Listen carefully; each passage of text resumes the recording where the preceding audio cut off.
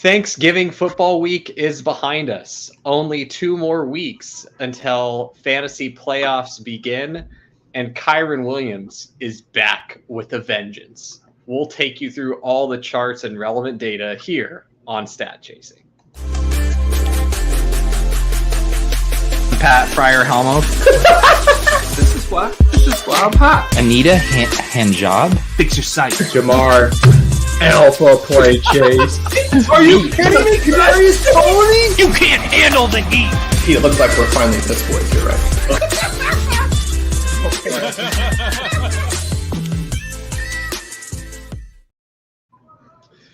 All right, just a couple more weeks to go, Drico, till we're into the playoffs. Get to see how all of our best ball teams shake out and the real sweat begins. Yeah, just 2 more weeks to go, and I guess main event regular season is behind us. So we are definitely in the late we're in the end game of the season for sure. Yeah, absolutely. It's still, I want to say, like, just a touch too early to kind of start doing the post-mortem type stuff and, doing some look back type analysis. But I think it's also right about the appropriate time where we can start that way too early look forward, maybe to what next year's best ball drafts are going to look like. It's only prime time to start discussing playoff best ball and all of those fun contests, which I'm sure we'll tease out. Yeah, I mean, it's interesting, isn't it? Because we're 14ths of the way through to the regular season, but then each individual week in the playoffs ends up having its own like outsized meaning. Like it has this it's new like greater importance imprinted on everyone's brain. Like for the life of me, I can't remember which random wide receiver went nuclear in week 11, but I'll never forget that Mike Evans out of nowhere had the massive week. Yeah, absolutely. That's funny that you bring that up because that was something I was going to talk about later today. I won't spoil the spot that I was going to bring up that specific phenomenon with respect to, but I was thinking about that in the context of we pretty much get like, I want to say it's the first 3 weeks of the season or so, and that's just so vividly imprinted on our brains of like, this is what these players are. We have 3 weeks now. That's enough data, surely, right? That's going to tell us what's going on.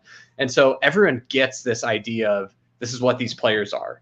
And that really carries a disproportionate amount of weight for a big chunk of the season. And then you kind of get, like you're talking about, you get that vividness bias from what goes on at the end of the season and in the fantasy playoffs, right? And then, of course, the real life playoffs, you still get a little bit of that trickling over.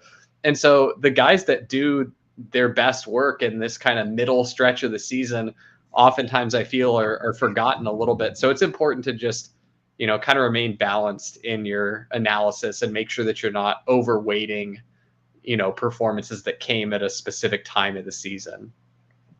Yeah, agreed. Like it's funny because obviously we are when you're drafting younger players or players that are injured at the start of the year, that's sort of what you're playing for. But in the absence of that, there's literally like if it's like a third or fourth year or older player, like there's just literally no difference football wise. Obviously, outsized importance money wise, but yeah, it's just how much go ahead. How much can you really control for getting that outside production in those weeks where it matters, right? And like you mentioned, really the only thing you can do to control for that is, well, I'm going to draft a bunch of rookies because their production historically has increased as seasons go on. So yeah, and obviously you shouldn't.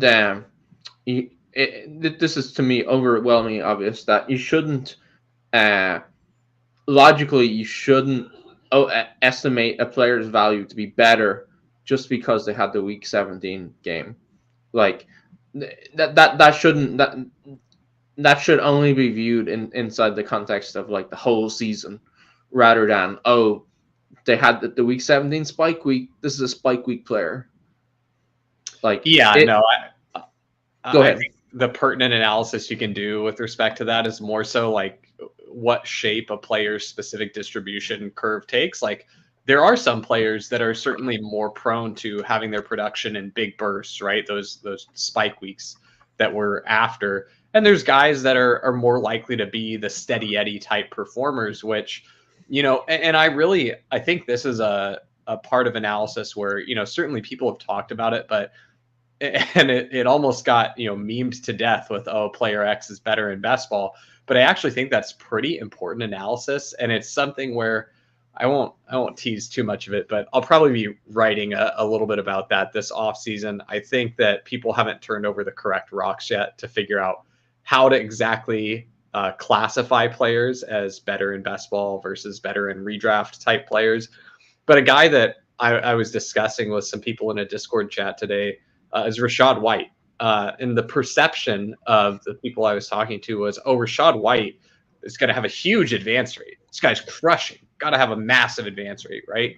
And while his advance rate is good, it's not close to the absolute league winners, like Keenan Allen or Mike Evans or, guys like that. Even Devon Achane, who has missed a large number of weeks, has a better advance rate than Rachaad White, going just a couple rounds after him, even, just a round in some drafts.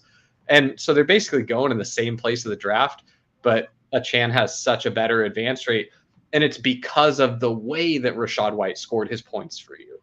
Rachaad White gave you awesome consistency, which in a redraft league, like if you drafted Rachaad White at cost, you're so happy with him. You literally didn't have a decision to make after like week 5. You're like, that dude's in my lineup. I don't think about him. But in best ball, he's good, but not what people would think. So I am. One of the things that I often wonder about or question is like, are we actually good at predicting that point distribution ahead of time? And my sort of thought has been not always, especially I mean with running backs, I think it's a little bit easier. Like you can probably expect that the guys with that are going to have really high expected points, but you're pretty confident aren't like stars. That's probably a good profile for like not a bad profile for those spike weeks and helpful distributions. But I do often wonder, like, just because they had one season where big week, little week, big week, little week, is that truly like a predictor for good? Yeah, awesome question. And I'll tell you, this is like true disturbed degenerate behavior for why I've looked into this. So I had a league. It was a work league that I was in, like, gosh, probably close to a decade ago at this point. And they had some funky scoring settings, one of which was a big play bonus. You get, plus 3 points if a player has a play that's over 40 yards. And so I went back and did like some back testing to try and figure out, like, is there anything that I can come up with that's more predictive for, what players are going to give me these big splash plays. But I also need to be able to attach it to their overall fantasy production. Like, it doesn't really help me if Rashid Shaheed gives me a bunch of 40-point plays, but he's not startable except for in like 2 weeks, right? That's like a best ball type of play. And so I did come up with a metric purely for this stupid work league that I think I'm going to be flushing out a lot more this offseason and taking a little bit more of a rigorous approach to it. But I will tell you that I found a little bit of year-over-year stickiness with the kind of crude approach that I took the first time. So I'm excited. In the play-by-play data, there is players who catch long, in your example, and players who catch deep passes. That's predictive. And I mean, hopefully helpful for spike weeks, because I still wonder, and maybe I'm sidetracking this too much here, but I still wonder if like that is still a better and best ball overall production, because you can have, it's like you said, you can have somebody who they get a bunch of 40-point plays, but if those are spread out sort of like evenly or not all clustered into 1 or 2 weeks, like that's still like a that's still a kind of a steady point distribution. Yeah, I'll tell you what I was looking for really was kind of a baseline of production with having that indicator that I came up with on top of that. And so those guys that met those two criteria became players that in this first, expedition to find this metric, those are guys that I moved up the rankings in this specific format. So that is interesting. That is interesting. And with that, probably a good idea to kick into these charts. And so, first chart, as always, QB passing and efficiency, passing efficiency and rushing production. And on the horizontal axis, we've got adjusted yards per attempt, which is like normal yards per attempt, but rewards touchdowns and punishes interceptions. We've got touchdown rate on the vertical axis, and then we have the size of the bubble corresponds to rushing yards per game. And I feel like I sort of open this with this every week, and it's that this is at this point a pretty steady chart, and even small movements are sort of notable, because we've got 12 weeks of data in here, and sort of this should be what we know about each player. I guess where it can come in most handy is when we have, or at this point in the season, when we have new players who've only played a couple of games, such as Tommy DeVito, who looks to be honestly sticking out here as a sort of like negative regression candidate. Yeah, I think Tommy DeVito's a pretty prime negative regression candidate. Hasn't looked very good. Did manage to get those 2 touchdown passes to Saquon a week ago, which I certainly think is boosting his TD rate there above what's going to be sustainable for him.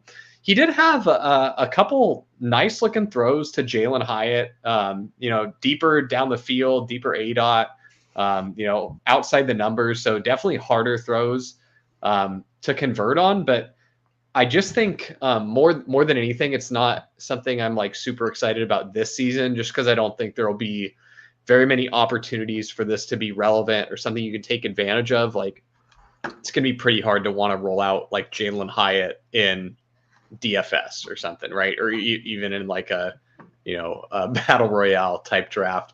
I guess maybe if we have one more giant showdown slate this year, which I haven't looked to see, but if we do, I guess I'll be potentially overweight on Jalin Hyatt if he comes in reasonable. But yeah, I mean, nothing super useful or actionable there. One note I have, they played the Packers on Monday night, December 11th. Okay. Well, bummer. I don't even know if I'm going to play that showdown slate because I'm flying back from Miami from the Dog Bowl. So, I know someone. I won't have my PC. I can't run my model. So, someone go ahead and jam some Jalin Hyatt for me on that slate, or maybe I'll move the flight to first thing Monday morning to get back in time. I think they're also playing on Christmas.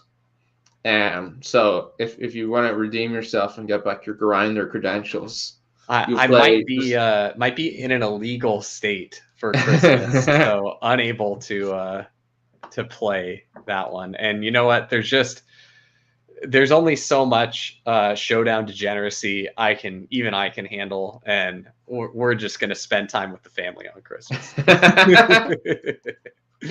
Pretty reasonable. Anybody else here who sticks out to you? Yeah, a couple guys really quick I had notes on. So Dak has been steadily moving up and to the right, kind of in this echelon of elite quarterbacks. And really, like, the way that this chart shakes out, this chart isn't like ordering guys or clustering them with respect to, oh, this guy's elite for fantasy. This is more like an efficiency type chart, and you can kind of put it all together with the size of the dot for like, okay, and then this is, but really what we're missing for like how this would be the most applicable for fantasy production is some measure of volume as well, which we'd talked about behind the scenes, maybe making some adjustments to this chart eventually. But at this point in the season, we're pretty much, past this data being all that helpful. We kind of know what these guys are. But I did want to point out Dak has just been on fire enough lately that he's moved into that echelon of those extremely efficient passers like Tua, Stroud, Purdy. The other note that I had just came from watching that Eagles game, which, of course, crazy shootout, went absolutely nuclear in the second half.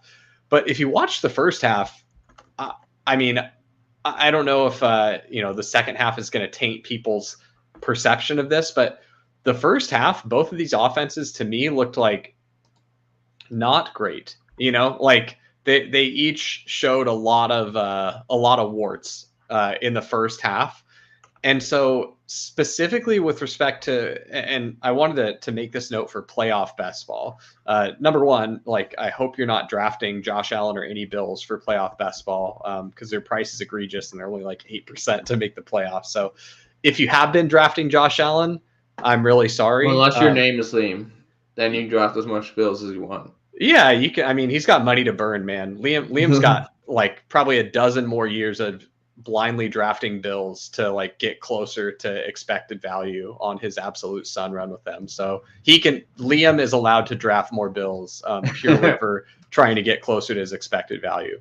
But what I really wanted to say was with respect to Hurts, the Eagles have, and rightfully so, a pretty high price in current playoff best ball ADP. This is only a small part of this analysis has to do with the Jalen Hurts knee injury, which I mentioned on a show a couple weeks back that I was lower on Hurts on a specific slate because I thought his rushing projection was not appropriately factoring in the knee injury. And on that week, he definitely rushed less, and he's had less rushing going forward since he's suffered the knee injury. And I don't know how serious the knee injury is or if that carries over into the playoffs. So this analysis is kind of independent of that. So you can kind of add that knee injury as a plus or minus there, depending on how you think that shakes out for his health in the playoffs. But his passing volume, what he's able to do through the air, if we remove the tush push fantasy value, he's not that great, especially not for the price that he's going at in playoff best ball. Now, of course, the Eagles have really high odds to make the Super Bowl. The way that I think I'm most interested in playing that, though, just being cost sensitive and being aware of the fact that in games where the Eagles don't get tush pushes for Hurts, his expected fantasy points are going to be drastically lower. Now, of course, they get lots of tush pushes on the goal line, but I mean, you saw it in the first half of this game where the Bills weren't letting them get into position to take advantage of that onto the goal line, and they were stopping drives short of that.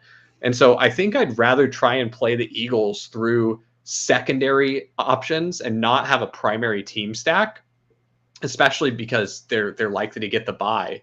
And so I don't want to have to draft a second along with Jalen Hurts, who I'm less than enthused about, relative to his cost. I think I'd rather take Eagles weapons and have them be, hey, I still think the Eagles can make the Super Bowl, but I'm going to play the quarterback through the other side of that Super Bowl matchup, if that makes sense. I know that was a pretty long-winded take. So, no, I thought that was easy to follow.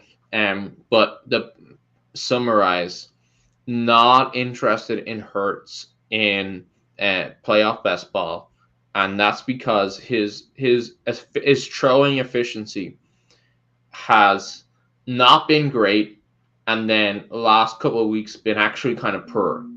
And if that's because of some sort of injury, then maybe that's even worse.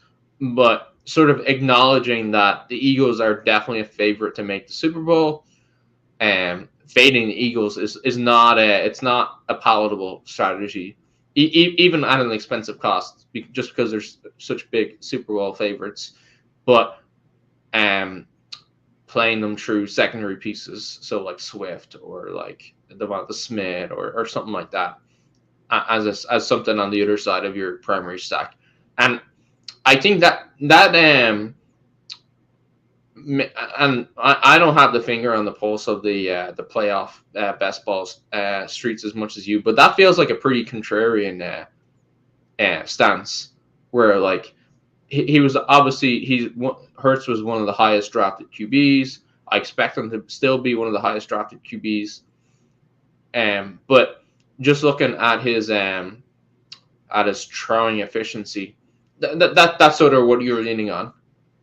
Yeah, and here's you. If you want, we'll go all the way spicy. I'm gonna leak some playoff best ball alpha here. Not too much, because I do believe that we're gonna be having a piece come out over at Legendary Upside with some more in-depth strategy. But here's probably gonna be the way that I play the Eagles in playoff best ball this season. And of course, the prices are gonna change as the playoff picture crystallizes, right? As we get more through more games of the season, we know what teams are going to be in what seeds, the prices will change.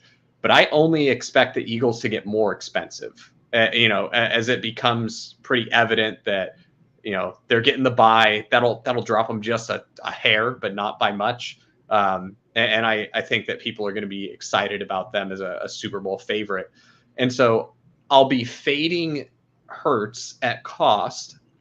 But on the teams that I do take Hurts, what I'm likely going to do, and this is going to depend heavily on how the prices line up, but what I'm likely going to do, you won't be able to get very much Hurts plus AJ Brown, just the way the cost is going to line up.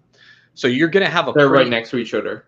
You're going to have a disproportionate amount of teams that are Hurts, Devonta Smith. And what I actually think is going to be the best way to play this with respect to the field, when I flip all the cards over in the finals, if the Eagles are in the Super Bowl, what I actually want is I want Hurts as my lone Eagle. I want a solo Hurts, maybe Hurts plus, Swift, and only rocking 2 Eagles to, number one, help my advance rate through their bye week, and number two, lean into the tush push. Hey, if the Eagles are getting to the Super Bowl, if they are scoring fantasy points, it's at the detriment of all their other weapons, because Jalen Hurts is stealing all those touchdowns. He accounts for such a high percentage of the team's touchdowns. And I think between Hurts and Swift, you can damn near account for 100% of the team's touchdowns. You're going to miss the odd one to freaking Kenny Gainwell or Boston Scott or whatever. But you got those 2 players. You have all the Eagles' touchdowns wrapped up. You miss the extremely chalky stacks of, with Devonta Smith, with Goddard, and then you show up to the Super Bowl and you don't have one of your 5 active roster spots filled with one of those players who could have a pretty decent chance to fail relative to the other skill position players in that game. I like the leverage that it can give you. So I'm either Hurts with Swift, or I'm fading Hurts and going with Eagles secondary weapons. But yeah. And what's sort of interesting about that is you sort of noted AJ Brown would be a hard combination to get with Hurts. And so even if like Hurts falls back to 6 and AJ Brown is still there, are you just not? Is that a double top that you're doing, or you're even pushing that into a fade? No, I would. So I'm going to be pretty market sensitive. So it really depends on what I've seen in the market over the course of the contest. And since these contests can fill and become, like a time boxed type contest, when I play a playoff best ball contest, I will pretty much only play if I will max it, because I want the maximum amount of data that I can have on what the field is doing. And I'm tracking all of that. And so I want to know how many other people could really get Hurts AJ Brown. If it's relatively rare, then I'm certainly happy to double tap that, right? And I'm letting the market then dictate the exposure that I get to Jalen Hurts, if that makes sense. Yeah, makes perfect sense. And so I guess but give it contingent on it being rare, you're happy to double tap it. And then on the flip side, with the Devonta Smith being pretty common, I'm just looking at the week-to-week points, and it sort of is because even though the offense is great, because Hurts gets so many of the touchdowns. Like a lot of these guys, they have the big spike weeks, but then they have really low sort of like down weeks as well, and it only takes 1 or 2 of those in playoff best ball with the small player pool to really wipe you out. Yeah, so that's kind of why I feel the way that I do about how I think the best way to play the Eagles is going to be this season. Again, contingent on prices. And then the last playoff best ball take I had here was Lamar is way underpriced right now. We need to be. I mean, I know I've been beating the Lamar drum like all season, but I'm still doing the Lamar thing. Like this guy. We just saw Josh Allen and Jalen Hurts like go for 35 and 40. Like Lamar has that squarely in his range. Like I would even say that Lamar is more likely to have those games than Josh Allen with just with like, I don't even think Josh Allen's rushing upside this season is close to what Lamar's is, just with how much they've limited his volume. And like, yes, that's picked up a little bit lately, but like, dude, Lamar rushing for 100 yards is not even like that far outside, what you could expect. And really you're just looking at like the Ravens don't get pushed very often. And so I think that's another thing that you need to think about with respect to playoff basketball is a lot of these teams are going to be in situations that have not been situations we've seen very much of over the course of the season. The Eagles are going to play good teams. The Ravens are going to play good teams, and all of a sudden they're going to have situations where they can't just rest on their laurels and run Gus Edwards down the other team's throat like 20 times and coast to a victory. They're going to have to keep putting points up. So definitely worth keeping in mind that some of these teams are going to be in game scripts that are a lot different than the majority of game scripts we've seen for them. And there's no chance Ravens can win the bye, right? Or like very little chance. Let me look at that. I actually think that there is a chance still. Okay, because I'm sort of looking at it, and I haven't looked at it in a sophisticated way as you, but just looking at Fox Sports stuff, the Eagles have an 18% chance of winning the Super Bowl, and then the Ravens have an 11% chance of winning the Super Bowl. Which I guess they are different, but they're not that different. It's not like the Eagles are just like way ahead favorite to win, and the Ravens are just like gone by the wayside. Yeah, the Ravens have an 18% chance of getting the 1 seed still. It's Chiefs about 40%, Jacksonville 20%. Baltimore 18%, Miami 16%. So it's I would say it's a 4-horse race still in the AFC. You're really certainly not the favorites. No. You're looking for Kansas City to drop a game, and then it gets really interesting, basically. And so, but I the way I was going to put it is that the fact that the Ravens are more likely than not to not get the bye, and they still have a high Super Bowl probability, well then they could also be like a 4 game like sort of powerhouse. Yeah, the thing I love about the Ravens too is, and this is in current ADP in the market, so it'll change, but currently you can get just some absolute juggernaut picks, like get a really strong NFC side of your build going, and then just boom, tack Lamar onto it. And all of a sudden you're like, okay, I got not only teams that have really high probability of making it to the Super Bowl, but I've also got like all the best players. And typically in playoff basketball, what you're doing is I get a couple good players and I get, some teams with high probability of the Super Bowl, but then I get a bunch of kind of more scrub thin players that I'm building out so that I have a more robust Super Bowl bet in the event that those teams hit.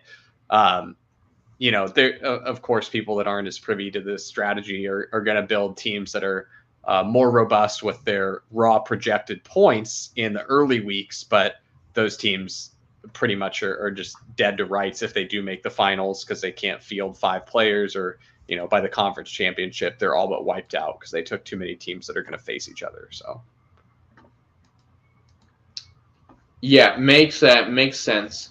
And anybody else that you wanted to touch on before we move on? Yeah, last guy, and then we can get moving to next charts. But CJ Stroud just continues to be incredible, and the Texans are starting to become more and more willing to pass, which we also can tease that into your favorite player that we're gonna discuss, I believe, on the next chart.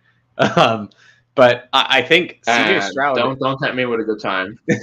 CJ Stroud is primed for like positive touchdown regression here. It looks like. I mean, if you look at him and Tua, Stroud's looking a little low on his TD rate. With respect to guys like Tua and Brock Purdy. In Dak Prescott, guys in the similar adjusted yards per attempt range. So I would not be surprised at all if CJ Stroud's best game of the season is yet to come. Yeah, well, here's hoping, and I will take that cue. And obviously, I feel like I say this every week, so I'm just going to get it out of the way. Every week is now Devin Singletary week. He's like somehow inexplicably a stud running back who's like a workhorse. I don't know how he does this every year. Every year he does this. And I need to, whatever anybody says about Devin Singletary in next offseason, I just need to block it out and just like remember it's been like the last 3 years in a row he's gone from like in not highly drafted to like somehow like the workhorse for his team by the end of the year. Yeah, his role his role looks great.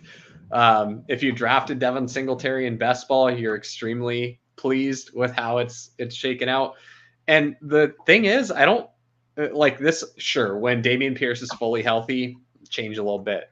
I don't think it's not going back to, Devin Singletary is, just the passing down specialist, or he comes into pass block. Like, I'm pretty sure it's Devin Singletary alpha with Dameon Pierce change of pace, like bruiser between the tackles back. So, it's nuts. Yeah, I've got to capitulate to your Devin Singletary love, because you've been beating the drum. You were. I mean, when we were drafting best ball teams this summer, I couldn't even tell you how many times I had to be like, I don't know about us taking Devin Singletary here, man. But well, hopefully, I'm looking at my my currently advancing best ball teams, and I'm hoping to get just one Devin Singletary team for the memories. Moving on to other running backs. Rachaad White continues to have his just absolutely elite role. We mentioned him a little bit earlier with respect to like he's kind of the steady Eddie churning out those usable weeks. Not as much a spike week type of player, but super high on the usable weeks for him. Josh Jacobs was looking like he might get there on just the raw volume, had a ton of volume in the first half, then breaks that big breakaway touchdown run, and then just like ghosted for scoring any fantasy points after that. It was like he just got tired of scoring fantasy points. But yeah, these guys up in this upper echelon of the roles, you kind of know what you've got in them. You got those guys that are just like, hey, great projectable volume players like Devin Singletary, Rachaad White, Josh Jacobs, Saquon Barkley. I think I'm ready. I mean, we've talked about the decline of Austin Ekeler's efficiency. I'm ready to put Ekeler in that category. He's still less of a volume play because he doesn't really get there on rushing volume. It's more the receiving volume. And then, of course, like the high probability of green zone touches in the event that the Chargers actually have a game where their offense is functional. As a brief aside to that, because I think it is relevant with respect to Austin Ekeler, I don't know if you watched that entire Chargers Island game, but man, they couldn't move the ball whatsoever on offense unless it was Keenan Allen. It was like, was the play designed to Keenan Allen? If yes, first down. If not, we are well on our way to a 3-and-out unless we decide that Keenan Allen gets the ball before we go 3-and-out. And it was so painful to watch. Like I was watching. It was brutal. Yeah. I was watching with my wife who had Keenan on her fantasy team, needed him to do something, you know? And I told her, well, I have good news for you. The only way that the Chargers win this game is Keenan catches 20 balls. Like he literally needs to catch 20 balls for them to win this game, because otherwise they're not going to move the ball enough. And he did not catch 20 balls, and they didn't win the game.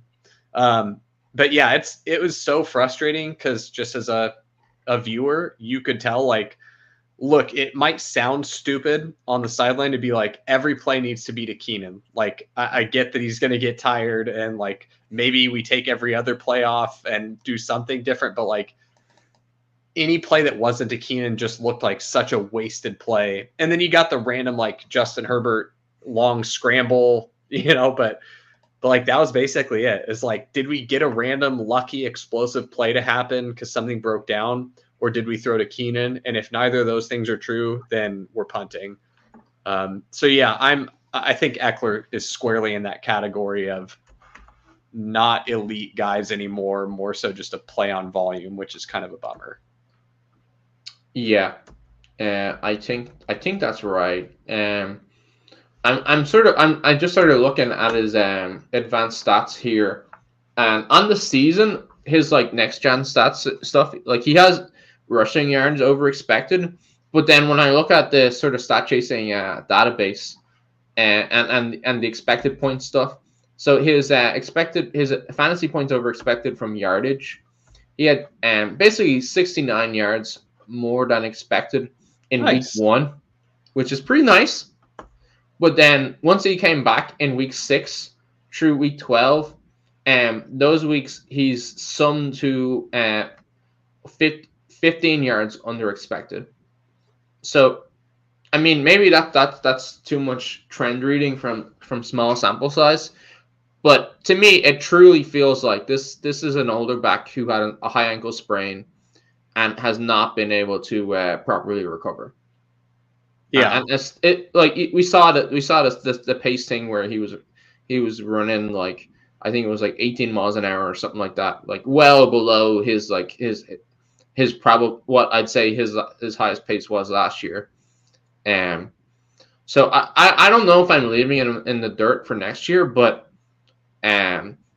soft tissue injury, older running back, slow, unproductive, not great combinations. You really need the recovery to go well in the offseason for next year to work.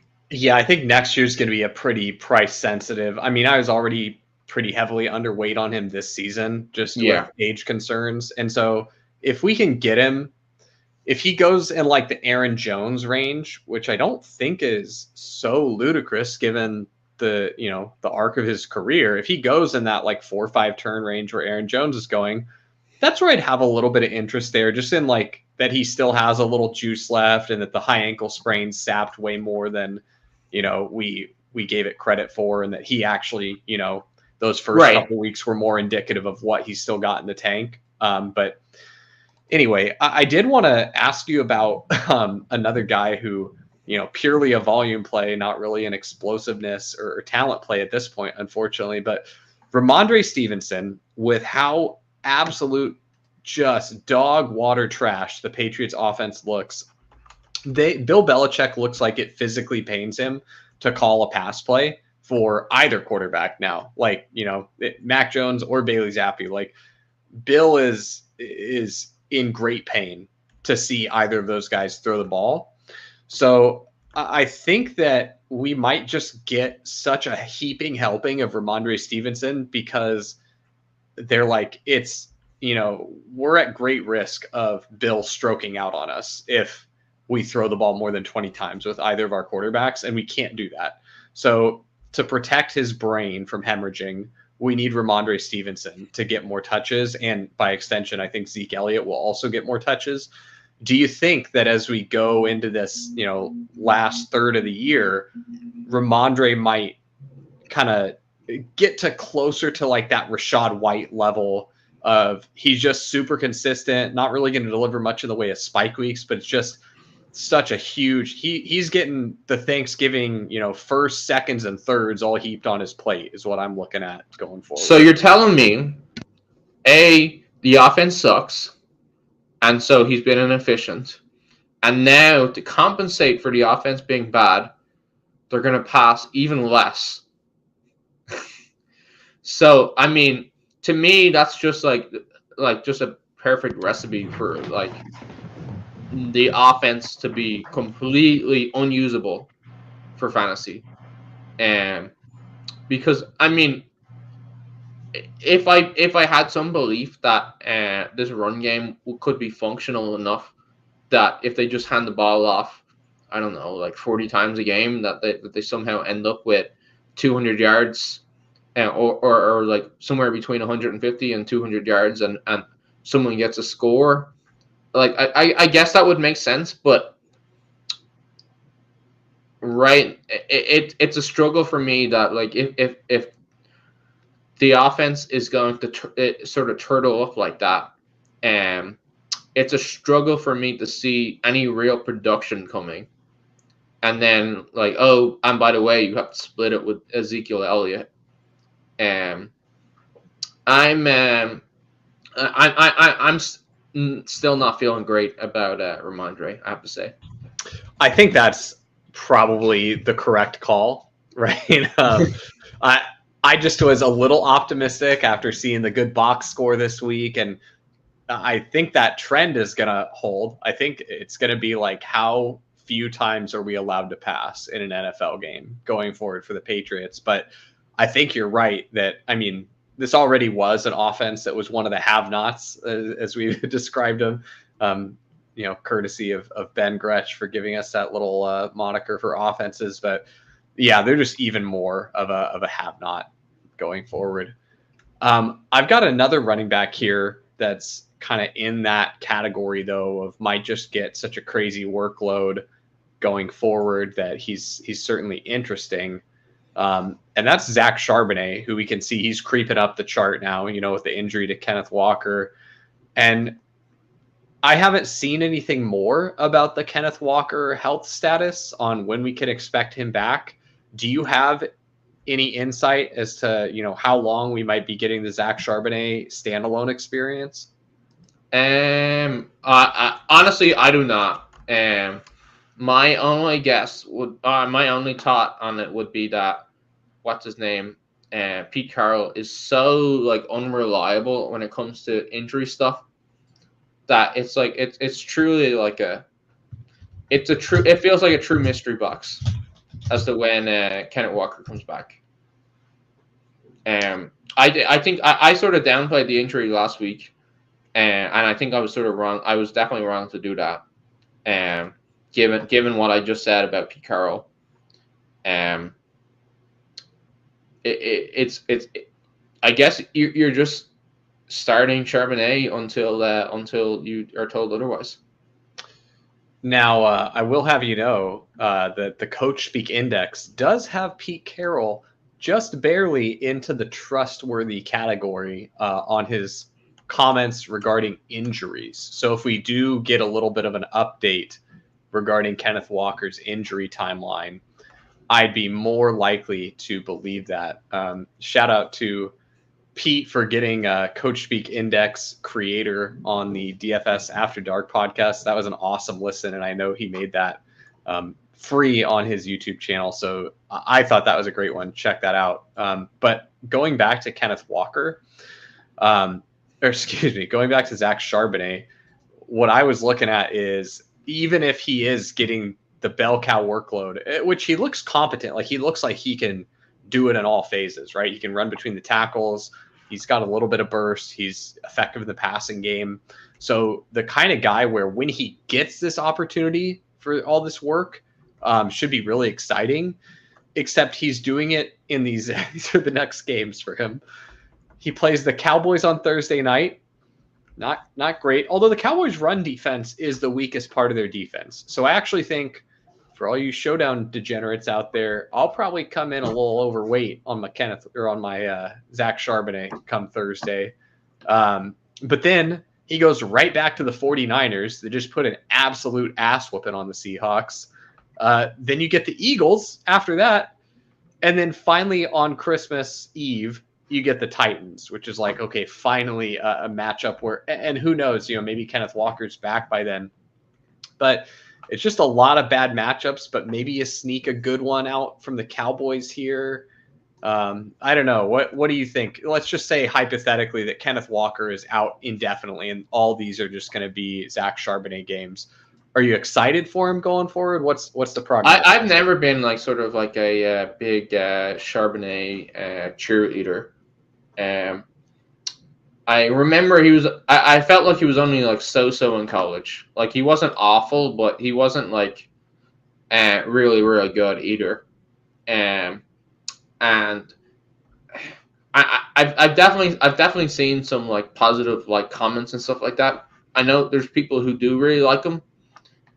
But I don't know. It's like has he played well? It doesn't seem like it. I think it's hard to say because he hasn't really gotten, great opportunity with, getting the full workload. I mean, we can't really hold him getting just stymied by the 49ers against him, can we? Like, it seems like such a tough matchup. But I guess what I'd seen from Charbonnet and what it looks like with what, his play is he's more of a jack of all trades, master of none. So really, right. That makes sense. Where he's getting the run and he's getting targets as well. And where those guys really cook is when their offense is super efficient, right? And they're just like, this offense runs a shitload of plays, so Charbonnet is going to be good. There's just enough happening on the offense that by virtue of raw play volume and him getting so many snaps and them being, in scoring position, he literally can't not be good, right? The problem is the offense is bad. So can we hold him being stymied by the Rams against them?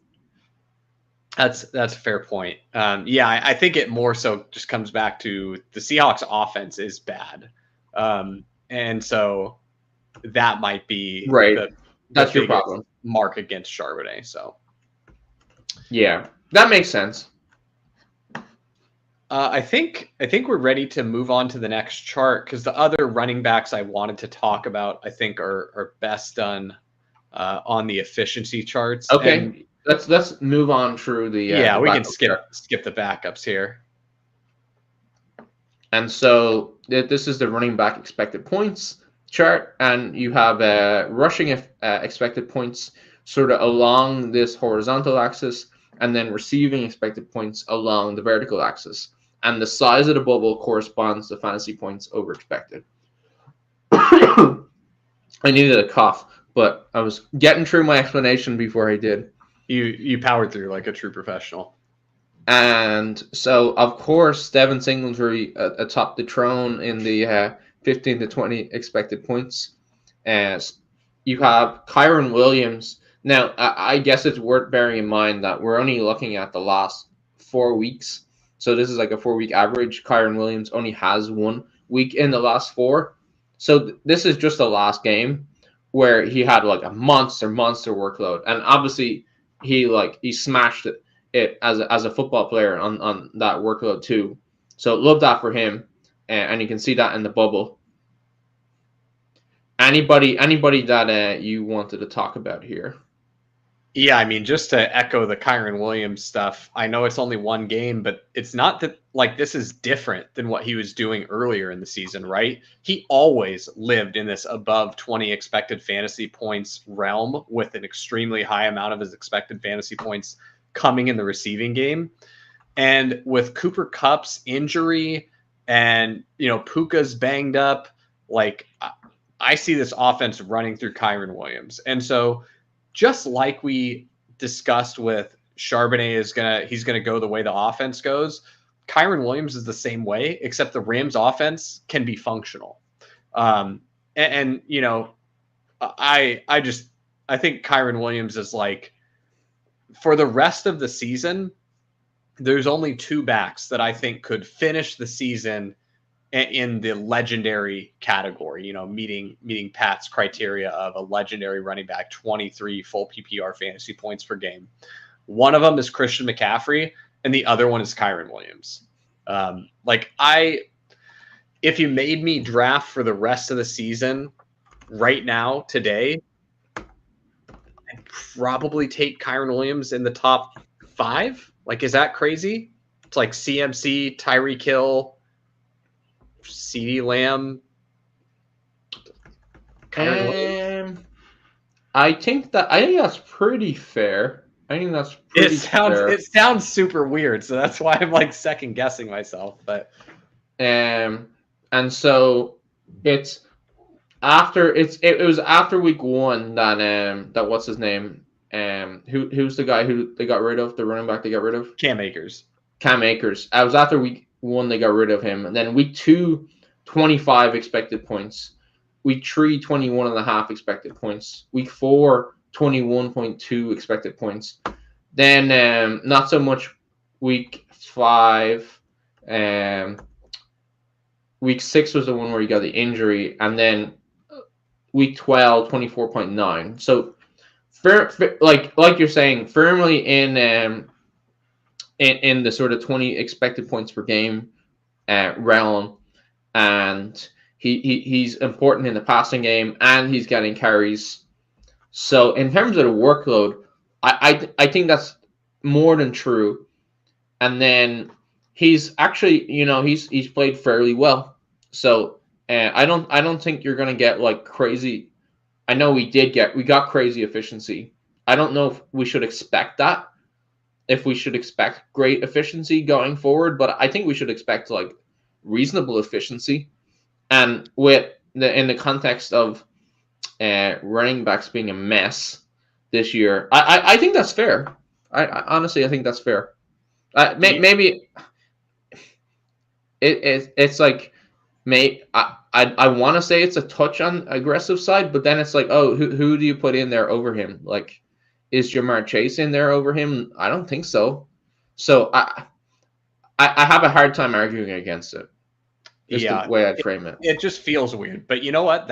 I think that you need to remain very flexible in fantasy football and be willing to adjust to new data. And like it's not like this is the first week we've seen this from Kyren. You know, he's probably done this like damn near every other week that he's had the workload. So it's like, hey, enough's enough. I know what this guy is. I know what they want to do with him.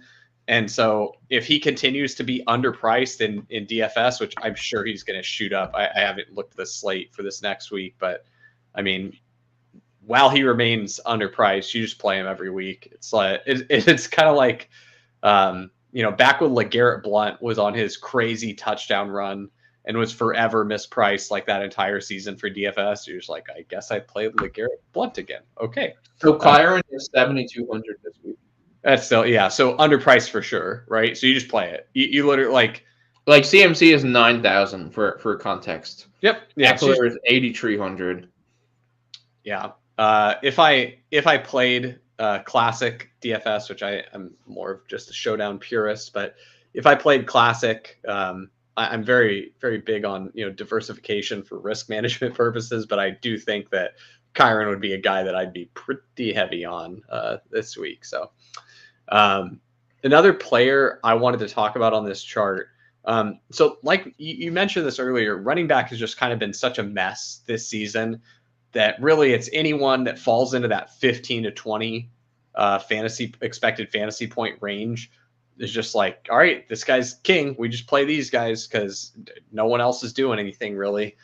And this guy is going to just screw with the fantasy football world's head this season. This is going to be the player that messes with fantasy football players' perception the most. And it's Tony Pollard. So Tony Pollard has disappointed pretty spectacularly through the first half of the season. Like people were ready to leave Tony Pollard for dead. He's washed, he's dusty, et cetera, et cetera. Well, the Cowboys had played in such strange game scripts where it wasn't really necessary to, have Tony Pollard pound the rock, or we can use Rico Dowdle, or we don't even really need to run. We're going to pass way above expectation. The offense is extremely efficient, though. They only ran 50 plays, hang in there, 40 whatever points on Washington this week, just because they couldn't stop scoring. They just scored too fast. And, Pollard had a decent game, and he had a decent game against Carolina.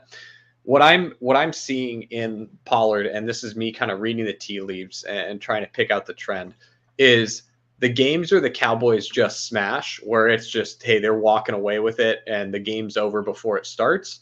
Those aren't the Pollard games you want.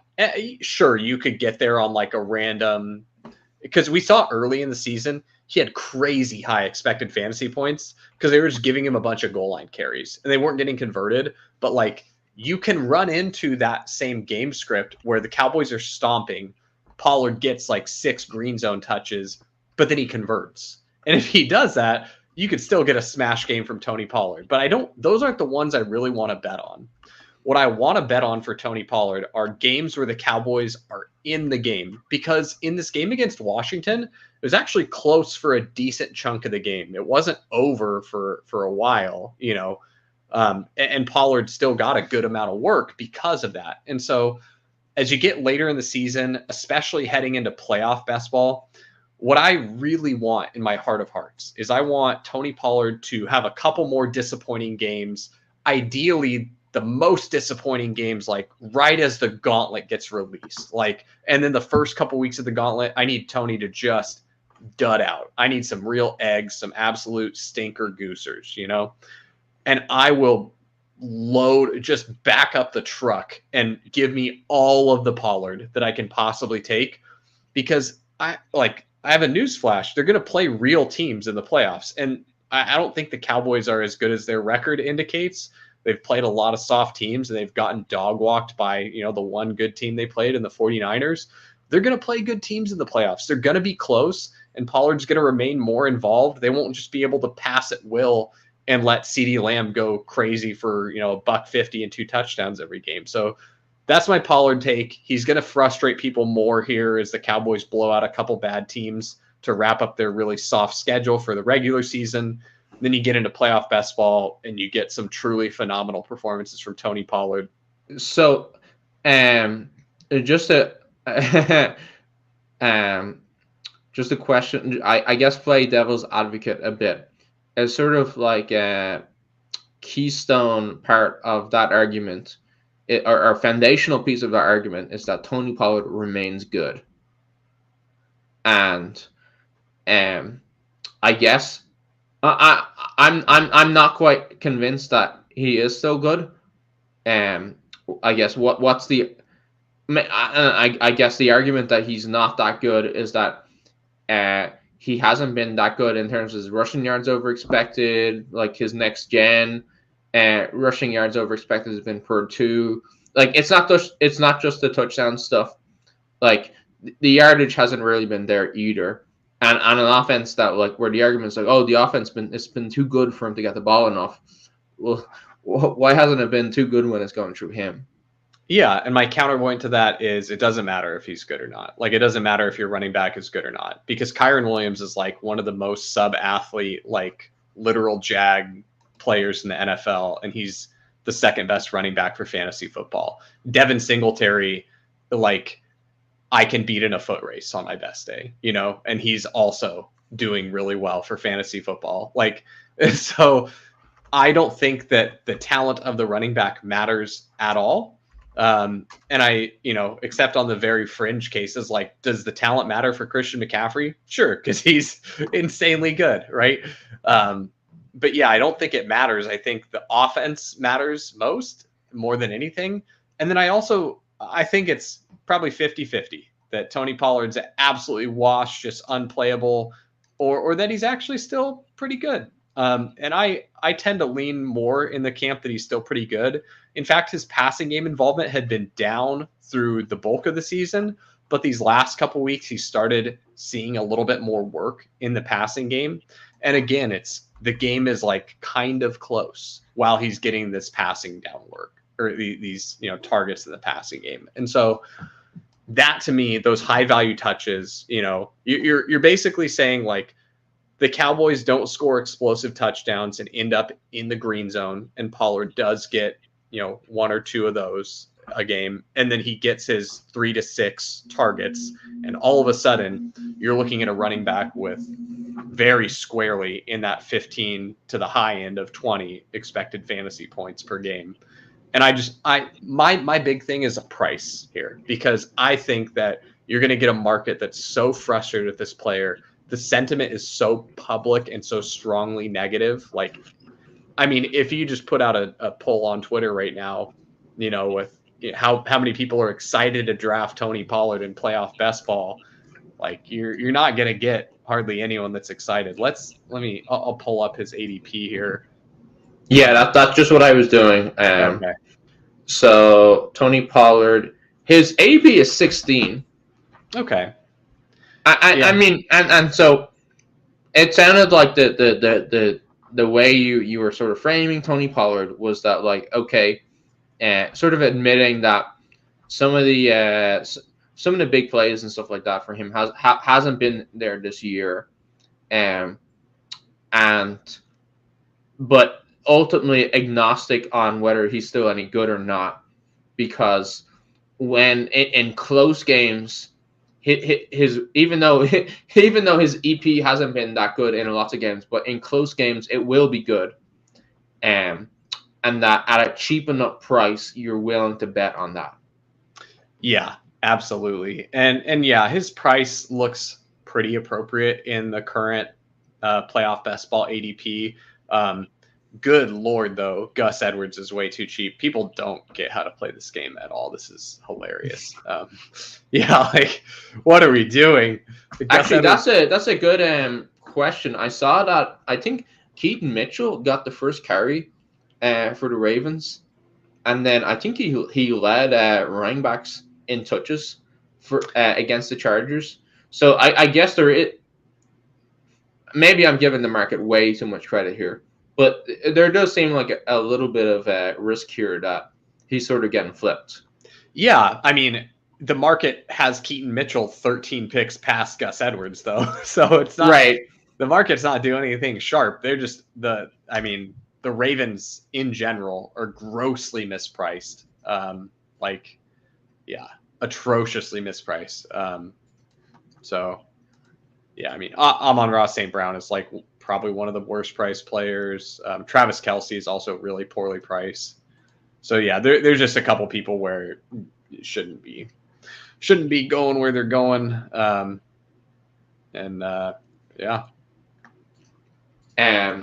Makes sense. Makes sense for sure. So I guess we've covered Kyren Williams, we've covered Ekeler, we covered Singletary. The last guy I had that, because again, we say this a lot, but like most of this stuff is relatively stable. We kind of know, like, if we don't talk about a guy, it's just kind of because status quo. But one guy that I did have a note on was Roschon Johnson is back to that really good high value touch role that he had in the very beginning of the season. Right. Super active in the passing game. Looked good too. Like looks like he definitely could be the best back on the team. I know that Herbert's been really efficient.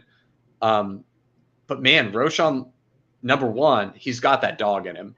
There was a great play where Cole Kmet caught a pass, really needed some oomph to get him a first down. And Roschon just gets behind him, plants his hands squarely on his tuchus, and starts pushing the man for the first down. It was like, God, you know that when they're watching that one in the film room this week, they're high-fiving each other. Oh yeah, they're clapping him on the back. He's getting all the love. It was a dog play for sure. And he had a bunch of stuff like that, man. He looks like a really good football player. And that's super consistent with what the best analysts and college prospect, guys had been saying, and what I'd heard with him coming out was that he's just a really good football player. Like you're gonna want this guy.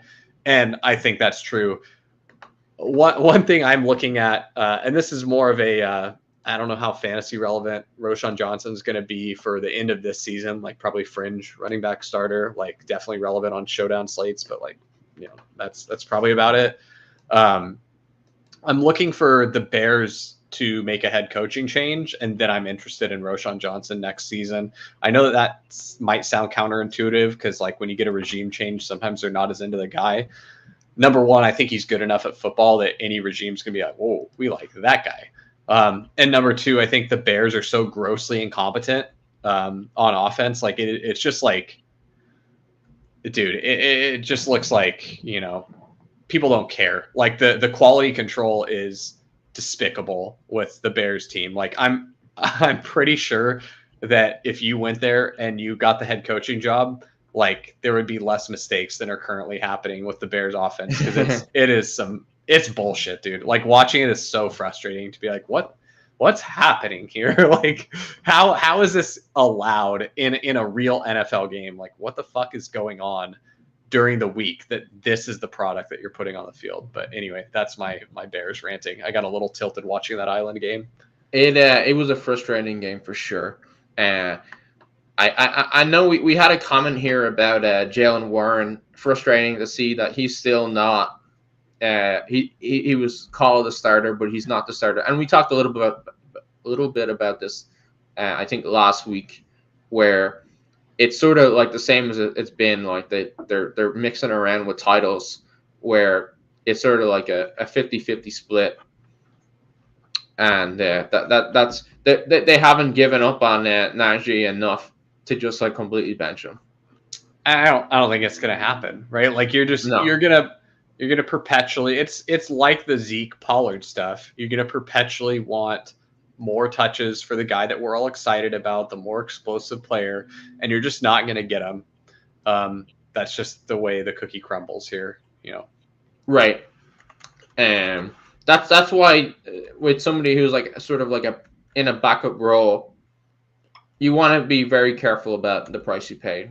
Like Warren is somebody I remember sort of surging up draft boards, and he went from like a really attractive price to, I want to say, was it the 7th or 8th round that he ended up in? No. He finished, I want to say, in like the low, like the 10th, right around the 10th. Okay. But you could get him in like the 160s for a while. I think there was one point this offseason where I had something like 60% Jaylen Warren or something absurd. I finished around, I want to say like 30%. But yeah, when he was going late, it was like, the only reason I didn't draft him was I was like, God, it's going to be really weird if I find my way to like 100% Jaylen Warren. So I shouldn't click him some of these drafts. But yeah, makes sense. I don't know what I was thinking there with I just remember him going up to a price where he was no longer attractive for his sort of backup role. And I guess you're still getting some payoff. The fact that you got him in the 10th and you're still getting sort of like above 10 expected points per game. That's like a good outcome. It's just that I guess not the smash that folks were hoping for.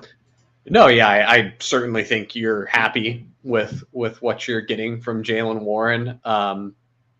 Yeah, it's the same price that we drafted Alexander Mattison at forever, and this guy definitely gave you more than Madison. He hasn't had the Najee Harris is injured, a la Dalvin Cook is injured. Madison smashes a couple games of this season, but he's had a couple spike weeks, and like, I wouldn't be surprised if Jaylen Warren's best game is yet to come. Still a decent amount of season left. So for sure. So moving on to the second running back chart, and it's the same chart, but we essentially players who's and tell me if I'm explaining this wrong. If somebody has a 22 expected points, or let's say 12 expected points per game, and then another player has 13. If we put them both on the same chart, they're going to overlap each other. It's going to be difficult to read them. So what we do is we put the evens, so 12, 14, blah, blah, blah, on one chart, and the odds, 13, 15, 17, on another chart. That way, you get two charts that are readable rather than one chart that is just a splash of unreadable dots. Did I get that right? That's basically it. It's instead of it being by their fantasy points, even odd, it's by their ranking by expected points, even or odd. But okay, that's very semantical. But yes, it's seemingly arbitrary, but it's designed to try and optimally display the data points so that you guys can actually read them rather than give you an unreadable mess. Right. Okay. And week 12 in, and I finally understand our charts. Great. So this is, I guess, it's a little interesting that Charbonnet, I know we talked about him a little bit, Charbonnet is still, and I think this points to your point you were making, is because the offense is not being great, that's meant that the expected points have still been pretty limited for him. Yeah, and this is a thing that this is like the most this is just like a bad habit from back when I was, a wee lad playing fantasy football, but I would comb through box scores, right, and look at what the guys had done in previous weeks, and I would just like assign touchdown variance as I was combing through the box scores, just the like most basic level of like pseudo analysis, and like, well, what if I added a touchdown to this box score? Now how does it look? Or what if I take away a touchdown from this box score? Now how does it look? And so I do that for everyone and kind of have like a week range of outcomes for them. Like, could it have been even better for him? And so for Charbonnet, where the Seahawks suck on offense, they're not being productive, they're not sustaining drives. And so in a world where they get that shit figured out and they sustain some drives, and like, let's just say you get one goal line carry for Charbonnet. A goal line carry is about, more or less 3 expected fantasy points, give or take a little bit. So, I mean, shoot, you give him 3 more expected fantasy points in a game, and all of a sudden my guy's like getting close to that 15 expected fantasy point threshold. So I do think that Charbonnet is someone where he could be surprising. Not that the Cowboys defense is like the place you really want to test it, but like, couldn't you see it being a bit of a trap game for the Cowboys? We're getting real down in a narrative street here. This is what the here's maybe a simpler way. If I just filter it down to the last 2 weeks, it pumps Charbonnet, and those have been the weeks where Kenny Walker is missed. It's 15 expected points per game, and then let me just look at last week. Sorry, Mike. Well, I guess last week was 13 expected points. And so last 2 weeks it's been at 15 with the Kenneth Walker injury more pronounced. So, like you're saying, if the offense can just play a little bit better, then Charbonnet can benefit disproportionately. So that's sort of your upside case. But still sort of, I think it punctuates your point that the offense is the problem for him, that he's got this tremendous role. And without the expected points to go along with it. Yeah, and I'm just looking real quick at what Charbonnet's salary is here, and he comes in at $6,800 for the showdown slate. So he's below Tyler Lockett, well below DK Metcalf, a little bit more expensive than Smith and Jigba, but. Yeah, that looks like I think I'll probably be. I mean, I think some 5-1 Dallas onslaughts with some Charbonnet in the flex to mop up a bunch of like garbage time PPR stuff sounds interesting to me. And so I don't think we can go by this chart without mentioning Jonathan Taylor, who unfortunately announced that he was going to have surgery on his thumb. And they're hoping to get him back in 2 or 3 weeks. And then I saw some skepticism in the sort of like fantasy doctor intersection of social media, where they're like, "What thumb surgery has somebody back in 2 or 3 weeks?" I don't think it works like that. So I'm sort of devastated. Three of my teams I was looking to get into the playoffs had Jonathan Taylor, so that would be a pretty devastating blow for me. But on the flip side, if Jonathan Taylor is out, if he is done, then it goes without saying Zach Moss sort of like steps fully back into the role he had before when he was getting 15 to 20 expected points per game. And in terms of waivers, he's probably the chalk smash play of the week in DFS. So just worth mentioning, I suppose. Yeah. I mean, Zach Moss will be all the way back. And I mean, God, I feel like at this point with the timeline for Taylor, like even hoping for like, oh, he might come back in time for the fantasy play. Like maybe he's in time for week 16. Like at this point, you're literally just dreaming for the week 17 pipe dream where Jonathan Taylor's been activated. It's week 17 and it's you and only you with JT in the finals. And you're hoping that he can just ride with you for all the money, which I mean, what a story that'll be if JT comes back for week 17. That we might just have to send the games and boost JT's projection just because of how great the story would be if JT wins someone all the money. I hope that somebody is me, but it's not feeling too likely right now. God, I don't know how at this point I'm like just done with the regular season sweat. I'm like, can we just fast forward this to week 17? Like I'm ready for the real. I need more serotonin. Yeah.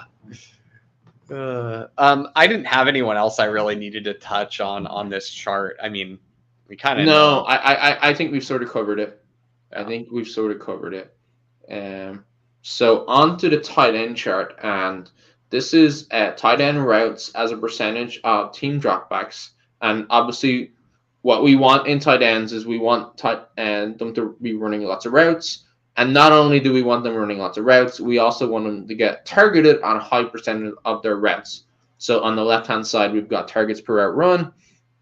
So you can see that K. Dalton, he leads all tight ends over the last 4 weeks in routes as a percentage of team dropbacks.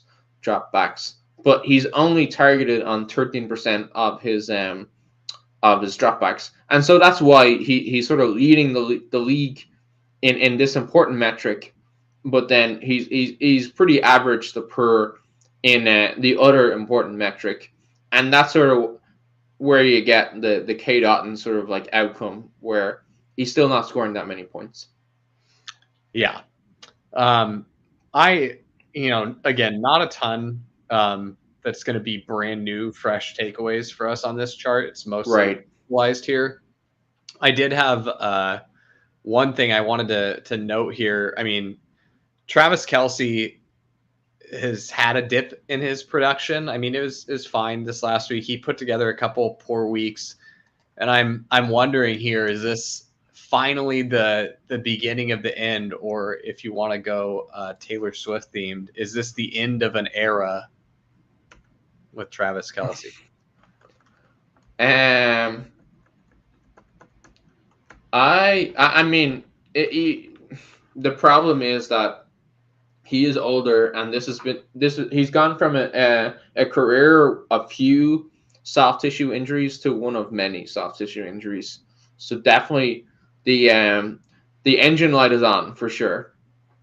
And it's still like I guess it's still encouraging that he's up there on the route percentage, because I know at the start of the year with him coming back from injury, he'd be super low on routes and then would have to make up for it on a target per route run. But I think it is encouraging that he's still out there a lot. But then the ADOT of just 7.2, that doesn't feel like a Travis Kelce ADOT. No. I think that we're starting to get the signal that, and you can kind of see it with, like, normally it wouldn't matter that, Travis Kelce was the only option on the Chiefs. The ball would just go to him anyway. But we've had a couple weeks where it was like the Chiefs are trying to figure out, how does our offense work now? And it felt like they didn't feel as confident that the answer was Travis Kelce, whether that's, him dealing with some underlying injuries that we don't know as much about, or they know they're just getting so much attention on him from the defense they have to go elsewhere. My big thing is I want to know, how are you treating him for playoff best ball? Because right now he's got the second highest ADP. Does that seem right to you? Are you interested? Are you buying? So he's got the second highest. Say that again. He's got the second highest. He has the second highest ADP. It goes CMC, then Travis Kelce. Oh, that doesn't make any sense. Right? That's what I thought too. On like a half PPR site where there's no like benefit to getting a tight end designation. Exactly. Like I'm leaning a little bit less on the side of Travis Kelce is done. Like I still think the underlying metrics are Travis Kelce like, and I had a look at the ADOT stuff, and that's still sort of in line with where he's been in other years, but there's no good reason for him to go in the first round or the second round probably. I think for just the playoff probability for the Chiefs, he probably should still go in the first round. I think actually him and Mahomes should likely flip, and it should likely be that the chief player that goes in the first round is Mahomes, and then he goes near the back end with Kelce going in the second. But right now, if the prices hold, I'll have almost no Kelce. I'll get the times where he slides, and then I'll play the Chiefs through other avenues. But the other tight end that I wanted to talk about is a tight end who is kind of the new hotness. He's certainly been, heavily discussed and fawned over, especially by one, specific Bills loving aficionado. That's Dalton Kincaid. So Kincaid has crept up, with the Knox injury. He's certainly on the field way more often. He's running a lot of routes, taking a lot more snaps. It's got a 19% targets per route run. ADOT's pretty low, though. It's below 6. One of the lowest ADOTs of anyone up there. So I wanted to kind of do a Dalton Kincaid versus other tight ends for you and have you tell me rest of season who you'd rather have as your starting tight end. You just got to lock them in. So let's kick it off here. Dalton Kincaid or Jake Ferguson rest of season? So Dalton Kincaid or Jake Ferguson, and so you're telling me I should just assume that the other Bills guy doesn't come back? Ambiguous. It's okay. So if it as I guess my question would be, and this is something for me to sort of chew over as I say it, has Dalton Kincaid played so well that he's a genie out of the bottle player? That was like, okay, what's his name? The Dawson Knox. The Dawson Knox coming back just has no impact on Dalton Kincaid coming back. As somebody, I actually have I have quite a bit of Dalton Kincaid in FFPC just because of the tight end premium. I'm a little bit nervous about that prospect, and I don't think you have that risk with Jake Ferguson. And you sort of you put them side by side here. They've got very similar ADOTs, similar targets per run, similar routes, and the big thing in Kincaid's favor, I suppose, would just be that the Bills, they tend to throw an absurd number of times. And so his counting stats, assuming they all hold, will be better. But I guess I'm a little bit nervous about Dawson Knox coming back. Maybe I give some benefit of the doubt there just because it's the Bills. And they do have that much more passing volume. So I think that's sort of how I lean there. Do they have that much more passing volume than the Cowboys? Am I just because maybe you're right. You're right. Not this year, right? Because they have all the first down runs. They've been establishing. So I think you're right to check me there.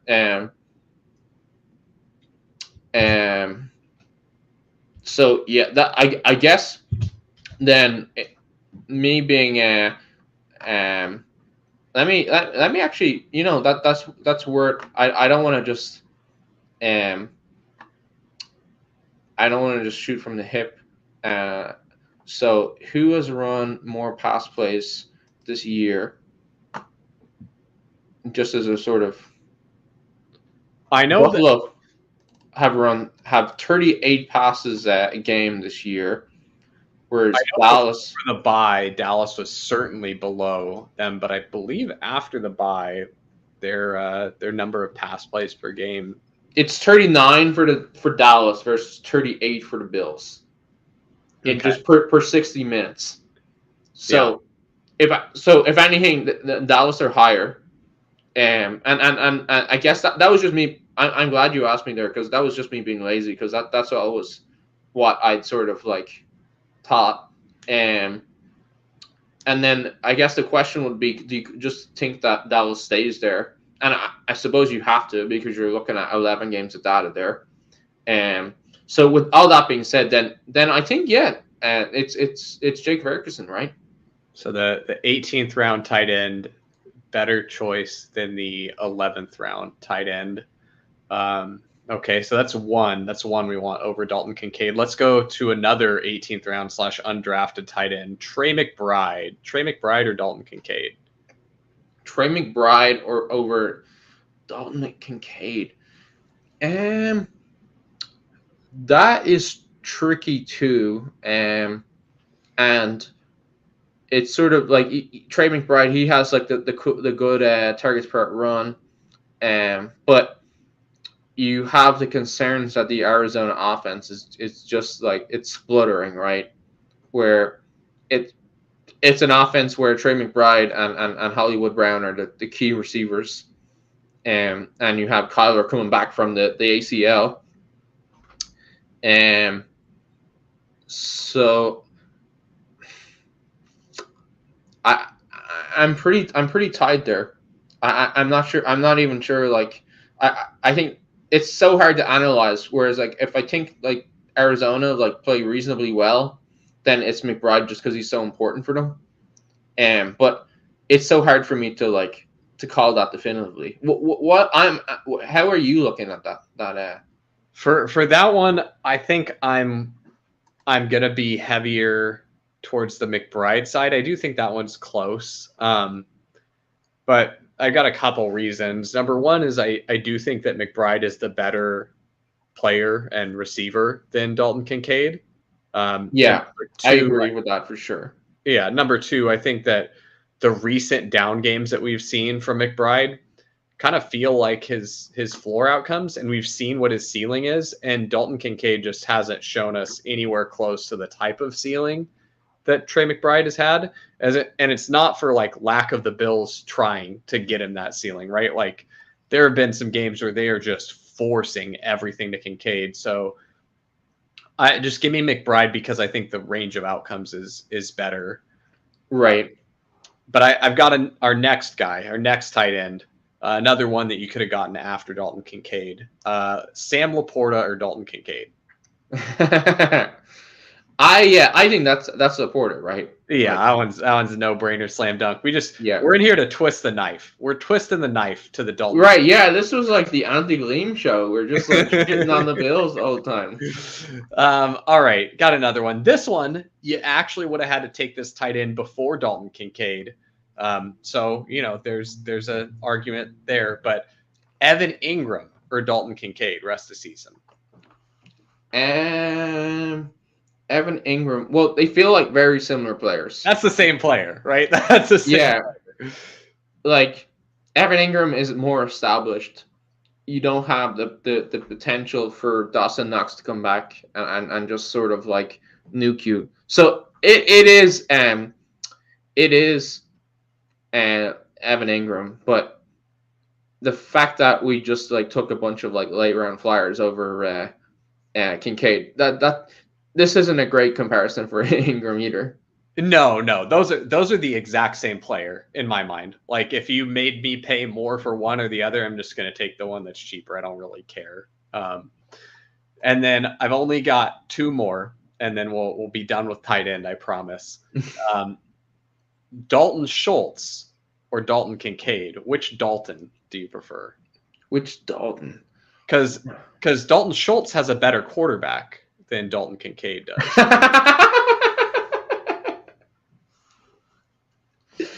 Oh, that's funny.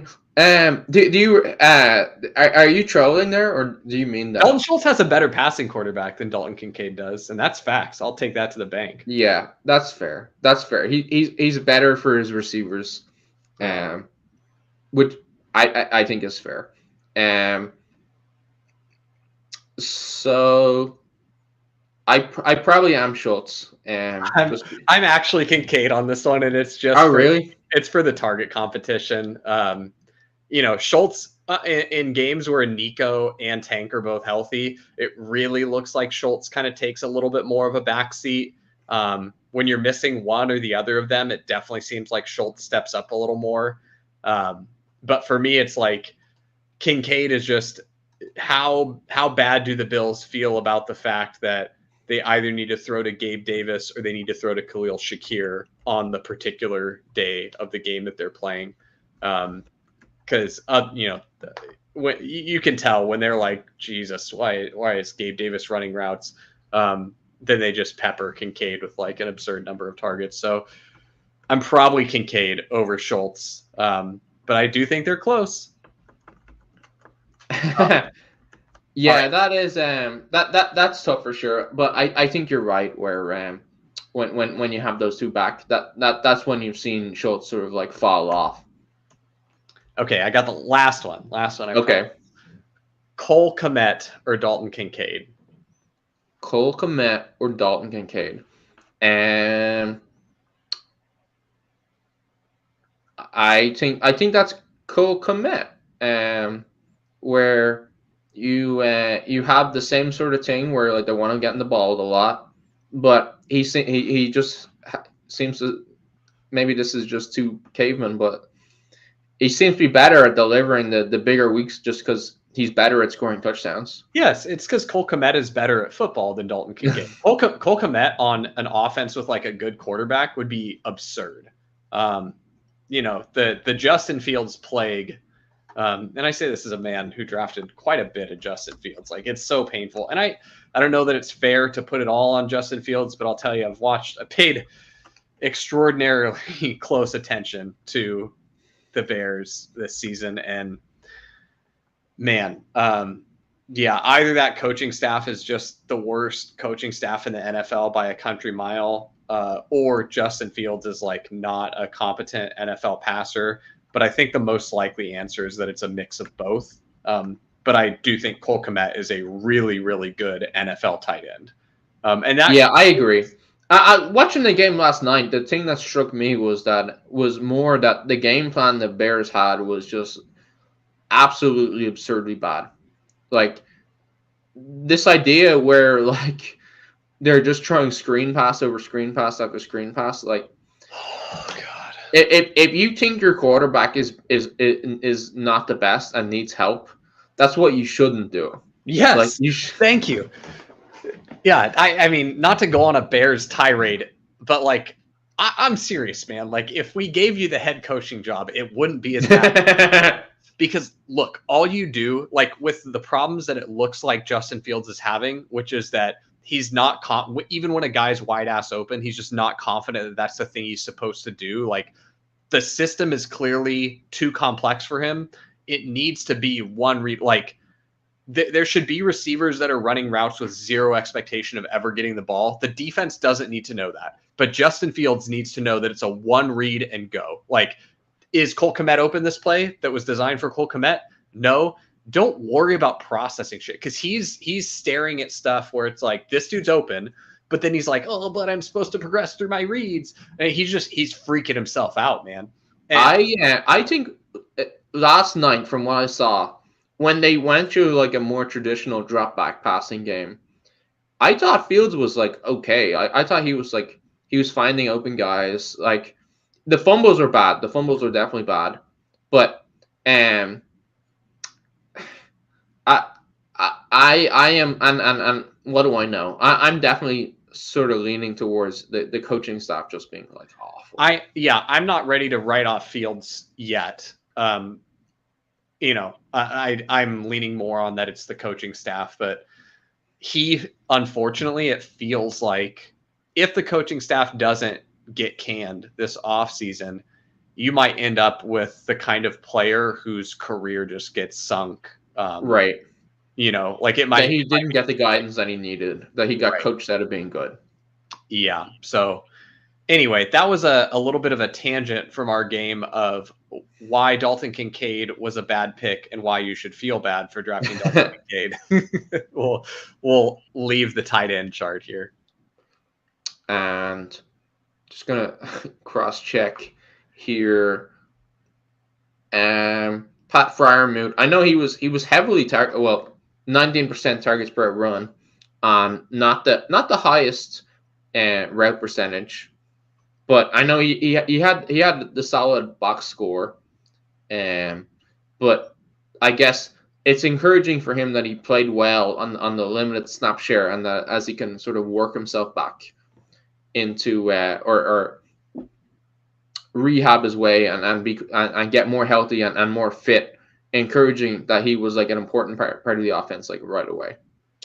Yeah, as a guy who has Kenny Pickett as one of his most drafted quarterbacks and Pat Freiermuth as one of his most drafted tight ends, if you told me that I could get a spike week from Pickett and Freiermuth in the playoffs, I would be so happy.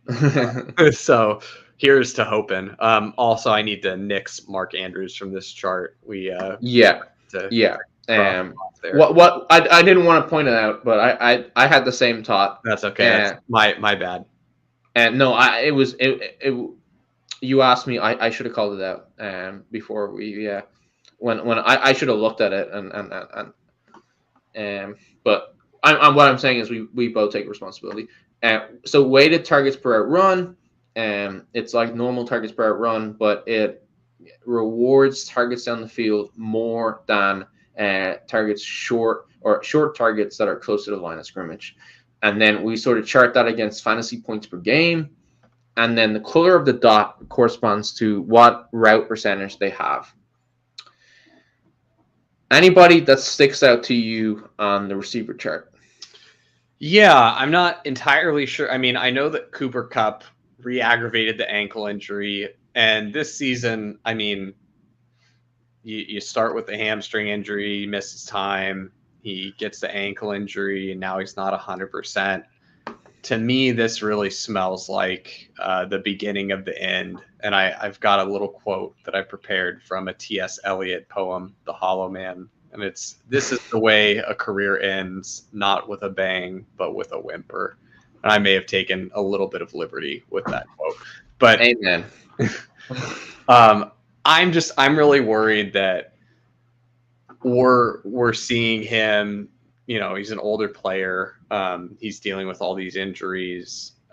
I'm worried that next season, you still might have to pay pretty high Cooper Kupp prices. Like I don't really see him being able to slide out of the second round, right? Like even if the fantasy community at large gets on board that the best of Cooper Kupp is behind us, just because of his absurd ceiling in the past, like I don't think he can ever really go that late to where I'm going to feel good about the risk that you're taking on him. So do you think? I think you're right.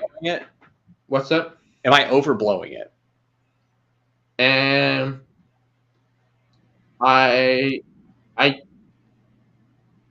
I think that if you're right that he doesn't go out of the second, I agree with your analysis. So like it's one of those things where we always come in here and try to make nuanced analysis, and I don't the poem was sort of like I think for like a joke, but your point isn't that you think Cooper Kupp is done and that you bet your life savings that Cooper Kupp never plays another down in the NFL. Like, that's not what you're saying. I think what you're saying is that with the ADP and the market sort of like anchored to his prior production, that it will not appropriately price the risk that he has passed his well past his best as a player. Right? That's the argument? Yeah, you nailed it. And it's not even to say that he can't hit and outperform. Like, dude, there's still so much, like there's a good probability that he outperforms. Say he goes in the middle of the second next year. There's still a good probability he outperforms that. He's fully healthy. The Rams offense takes a step forward. They get a couple pieces. They finally have a draft pick or two or whatever. And they're a little better, and Kupp's healthy, and he does not quite vintage Cooper Kupp stuff, but good enough to pay off a second round tag, right? That's for sure possible. But what I think is also really possible is you get another like kind of lost season like this where he deals with soft tissue injuries for a good chunk of the year, or even when he's back, it's more of like not the entirely dominant, like Cooper Kupp gets everything and everyone else is going to like it type of role, but where, hey, there's games where Cooper Kupp gets his 10 targets and does his thing, but now they've got Puka Nacua and, they've got a running back that they're happy to give a lot of work to. And maybe, I think that those absolute ceiling outcomes are pretty thin. And I think that the downside where he ends up producing like a, 4th, 5th, 6th round receiver is pretty likely as well. And so I think like a more reasonable price for him next year would be like in the 4th round or something, like where Keenan Allen was going before he got steamed up, right. Like older player, or less certain about his health and ability to still produce at a high level. Right. I think that's a good comp. Next year, you should treat Cooper Kupp like Keenan Allen. Cooper Kupp is Keenan Allen next year. And I think that Keenan's season this season is like a great illustration of like, and it can still hit. It's not that you're never allowed to draft Cooper Kupp again. It's just like, pretend at the start of this year, Keenan Allen was going in the early to mid second. Like you would have been all the way out. I'm going to wait for him to fall, or if he doesn't fall, underweight, right? Yeah, you just never would have taken him. And you would have been right. Like the specific outcome be damned. Like you would have been right based on the probability, right. So it sort of begs the question though. Like when I looked up Cooper Kupp's age to see that next year is sort of his 31-year-old season, and the players that Google also threw out at me as sort of like similar age. Devontae Adams is older. Stephon Diggs is older. Like, should we be pricing in heightened age risk with those guys as well? I think that's a very important point. And I actually was doing a little exercise of who were the top 5 drafted wide receivers going to be next season. And so let me give you the 5 that I kind of got to, who I think the market is going to take as the first 5 receivers off the board next year.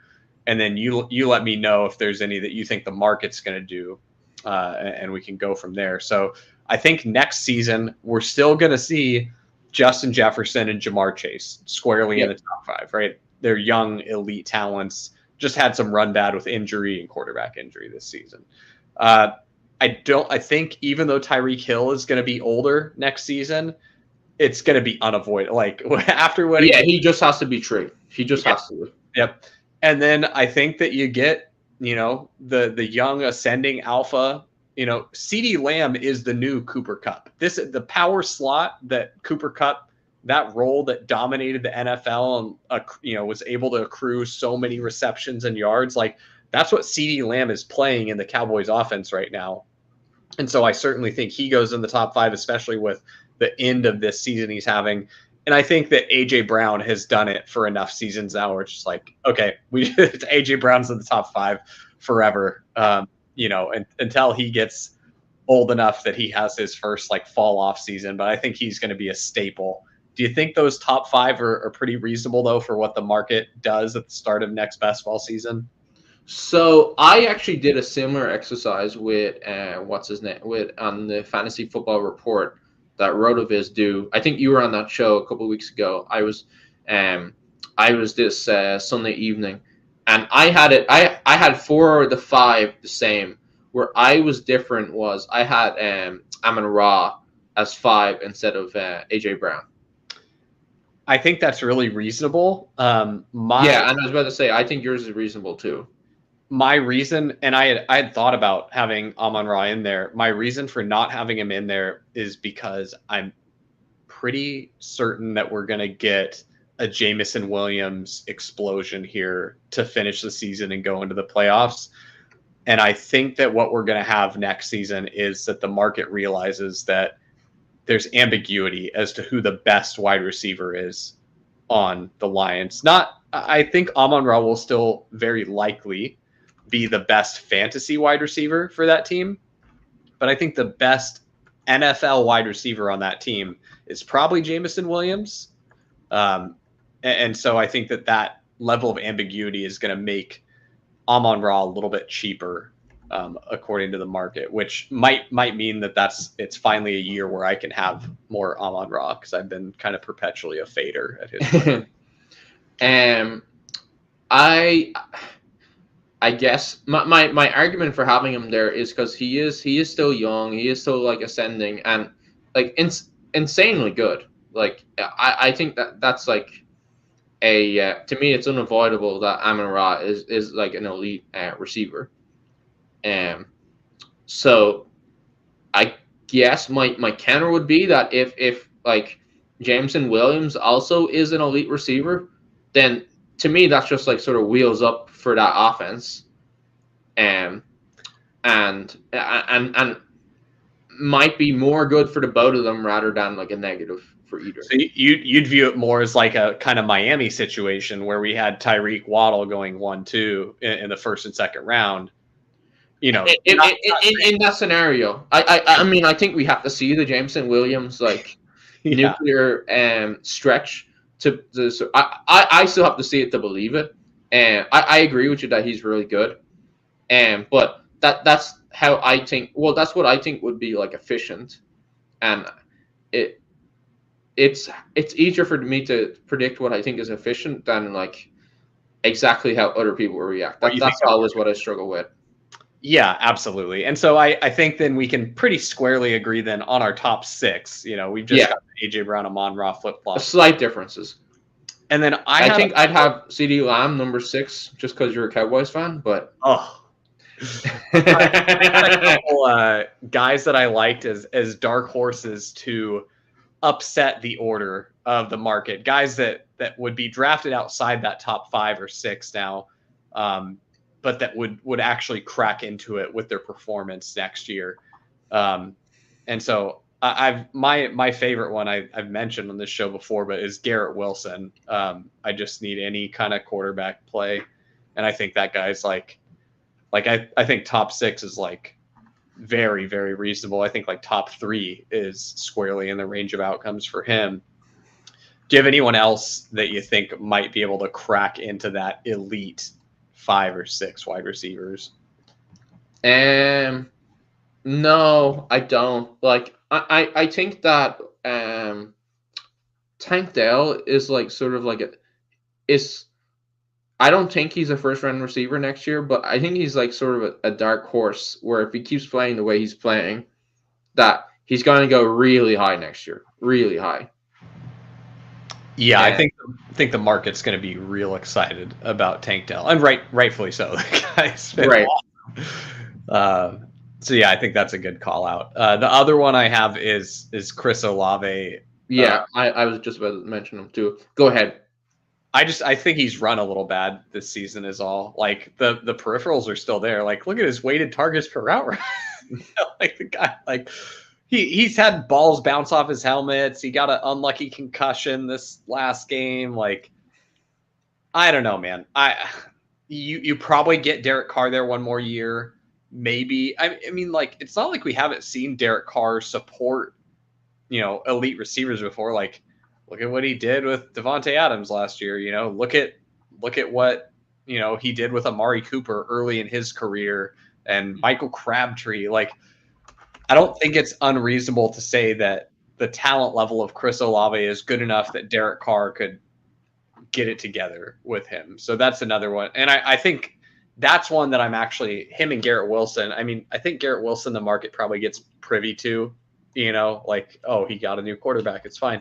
But Chris Olave is the one where the situation is going to look mostly unchanged. And so I think people are going to be more anchored to the specific result we got this season, where the actual fantasy production has just been all right. It hasn't been, the huge breakout that people were hoping for. And if Olave wasn't hurt, if he didn't get the concussion last week, he would have went absolutely nuclear. It's 200 yards easy, right? he only had a 55% route share because of the concussion, but he still had 7 catches for 114 yards. Yeah, dude was going for 200. He was absolutely cooking him. Yeah, and so I think we were getting that positive regression there, and just cut short, unfortunately. I mean, it could be fortunate for future best ball shares. So I'm keeping my fingers and toes crossed that the market lets Chris Olave slide a little bit to start next season. So, and then the other question, I know we sort of touched on Keenan Allen already, but where do you think he goes next year? Like after a stellar season, but he's another year older. I think so much of this season and the specific outcome for Keenan Allen is like the story of his whole career, right? When you get the Keenan Allen huge games historically has been like, oh, Mike Williams was hurt, or oh, Austin Ekeler was hurt. And it's just that they don't have another option. And like the most recent Chargers game we saw like illustrated why it's happening the way that it's happening. Because they literally can't, like, the offense won't move if they don't throw to Keenan. So they either lose the game in extremely embarrassing fashion, where they just put up like under 100 total yards of offense and they just didn't throw to Keenan enough, or they lose the game in like more respectable fashion and Keenan gets like 20 targets or something absurd. So I think because you're basically looking for the Chargers either to remain so wholly incompetent as an organization where they don't do something to rectify their lack of weapons that are functional on the offense next season. Like if they continue and Keenan's the only man in town, then yeah, Keenan probably deserves like a 2-3 turn price tag where you've got the age risk baked in there a little bit. So he's not going with the elite guys, but and if they add, Mike Williams is healthy and they shoot Quentin Johnston to the moon and like get a different receiver in there and leave him in orbit, then maybe Keenan's in like solidly in the 4th round, like beginning of the 4th. Does that seem reasonable to you? I'm just laughing on like if the Chargers don't get a receiver who catch, they send it back. So you have him at the 2-3 turn, is that? 2-3 turn with no changes to the offense. But like beginning of the 4th, if they get Mike Williams back or some other target there that's competent. So he's Keenan Allen. He's 2nd in the league in receiving points, both total and per game, and in PPR points, and among receivers. So like it's like that feels fair. Like it's obviously he is a year older, but when he's played so well and scores so many points, it's like how late can you get that sort of production? Like, yeah, that's why like it feels a little weird to be like, oh, he's going to be beginning of the 4th, even if they get Mike Williams back and things look like a more normally distributed offense. But it's like just knowing that ceiling is there in that player, and sure, you increase the risk level a little bit, but like, right.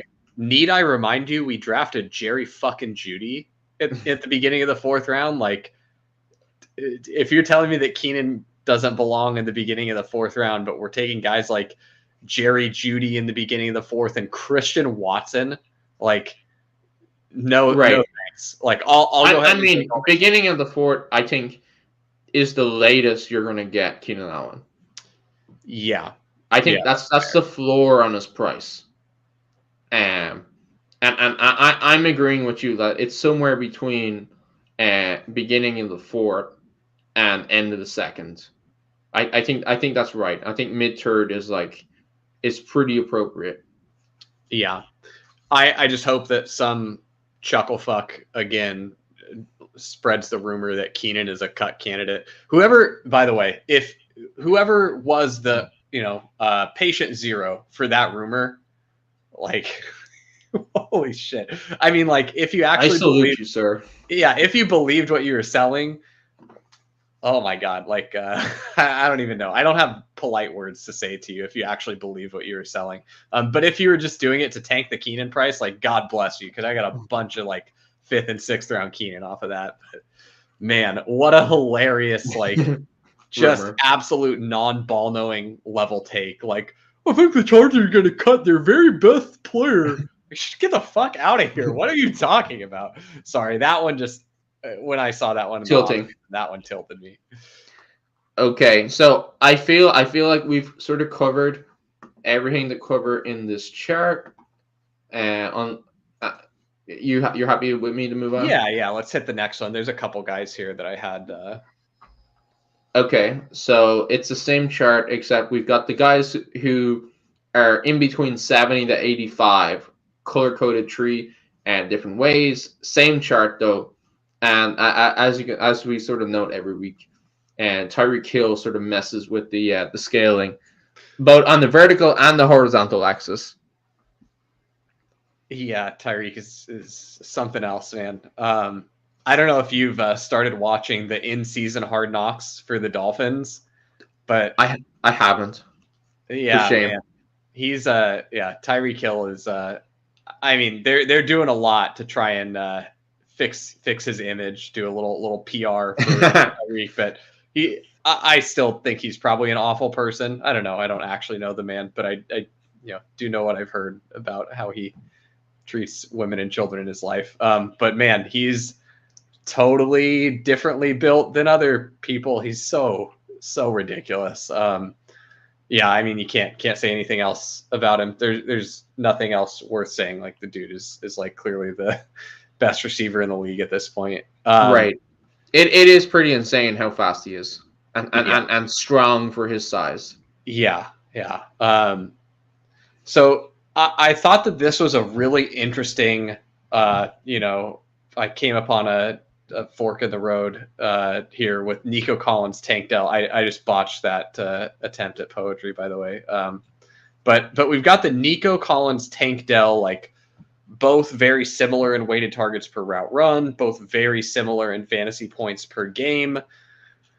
And I'm truly not sure where I fall on this. I know that the sentiment and that lots of the advanced metrics would point to Tank Dell as being if you had to pick just one, you'd pick Tank Dell.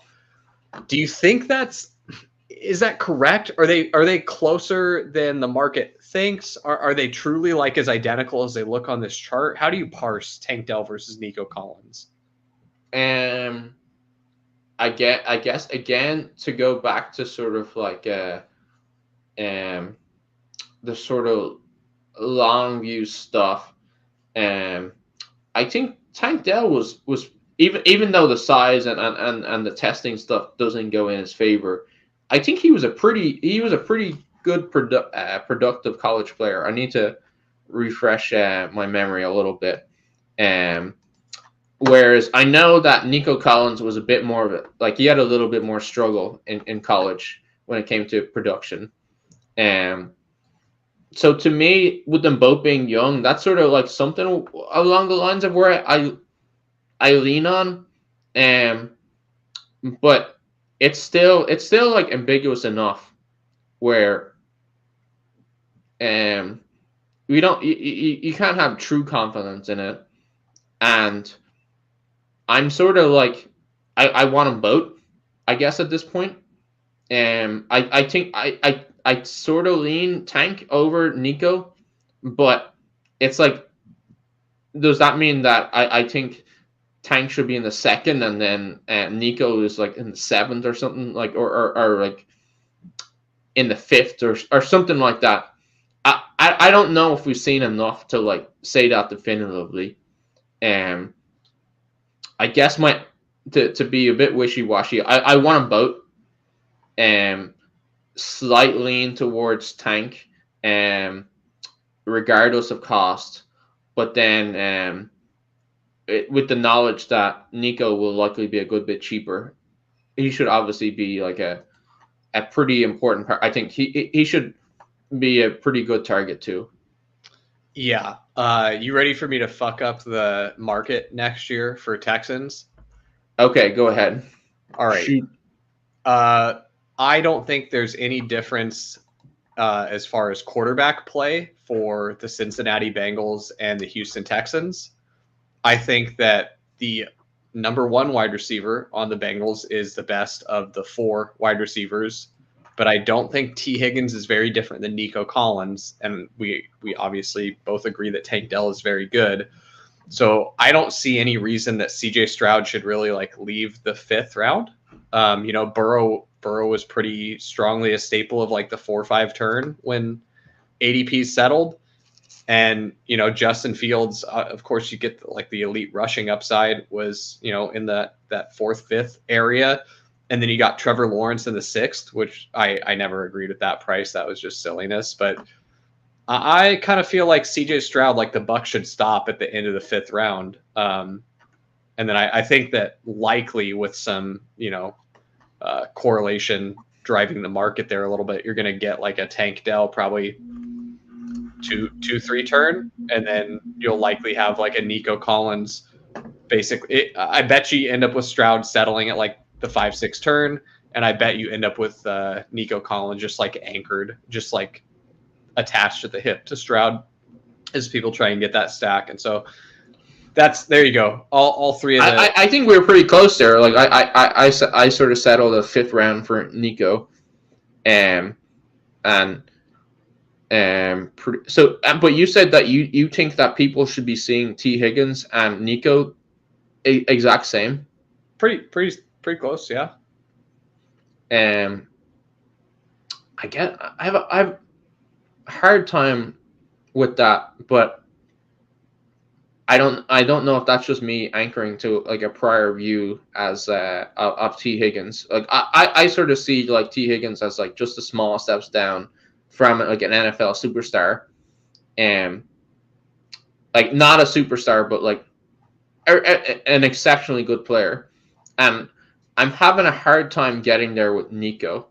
Can you and maybe maybe I'm the only one who's having a hard time, but maybe there are others. And it sounds like the market is having a hard time there too. Can you sort of like help me understand why Nico sort of belongs up there? Yeah, I mean, so number one, Nico we've kind of perpetually been on the, oh gosh, if Nico just gets a quarterback, like the market's been excited about Nico as a prospect since he came into the league. And now he finally has a quarterback and he's immediately elevated. And just as a comparison, like if you didn't know who Nico Collins and T. Higgins were, and you just ran into them both on the street, they're pretty identical humans. Nico is 6'4", 215 pounds with a 34-inch arm length. T. Higgins is 6'4", 216 pounds with a 34-foot arm length. They're the same age. T. Higgins is a lot slower. He runs a 4.6. Nico Collins runs a 4.5. Nico has much better burst. T. Higgins is 16th percentile burst. Nico Collins is 76th percentile burst. And so, I mean, really, you want to know what the big difference is that T. Higgins went to Clemson. And so it was like, and Nico Collins went to Michigan. Not that Michigan's like a small school by any means, but like, the big Clemson brand of T. Higgins is strong. And, he was attached to Joe Burrow and he was there before Jamar Chase got there. And so we have all of this anchoring from, previous production from T in the NFL. And this is really the first opportunity we've got from Nico to produce with a real quarterback in the NFL, I think they're the same player. I think it's basically the same player. And so, and I think, guess my pushback would be, so Nico Collins, he did go to Michigan, and that did sort of dampen down some of his receiving his overall production. But then he only had like is in 2018 it was 23% market share of receiving yards. In his last year was 24%, and then it was a little higher with the touchdown stuff. So I guess he ended up with his last year of 28% dominator rating. Whereas you look at T. Higgins, 16%. I'm just abbreviating. I know it's just a combination. And it's one stat. 27% dominator in 18, 30% dominator. So even though he went to like a better school or a more like a more name brand school, he did have like the better market share numbers. Like his production profile was much better. Yeah, it was better. It's you certainly couldn't win an argument saying that Nico Collins' college production was better than T. Higgins' college production, right? But I just think the way I'd like to play it is I bet you that T. Higgins is more expensive than Nico Collins this next season. I don't think there's very much of a difference at all in the player profiles. Maybe let's just say that T. Higgins is better than Nico Collins, right? Like he had a much better college career, right? But wouldn't you say what they're gonna do or what they've done in the NFL is certainly more important than at this stage. And so at this point, we get one season here with Nico where it's like, okay, like this could be a thing. And so I'd prefer to buy Nico next season. I mean, it's either the Nico price. I don't see being a stable price next season for the rest of his career. It's going to be one where it was either way too high, and you're right. Nico Collins is just like, he's whatever. He's a functional NFL receiver, but not a star. And Tank Dell just runs away with it. Tank Dell just crushes, right? Or you're going to get like, oh my gosh, CJ Stroud is him. Like he's Timothy Himerson, and Nico Collins and Tank Dell should have been first and second round picks.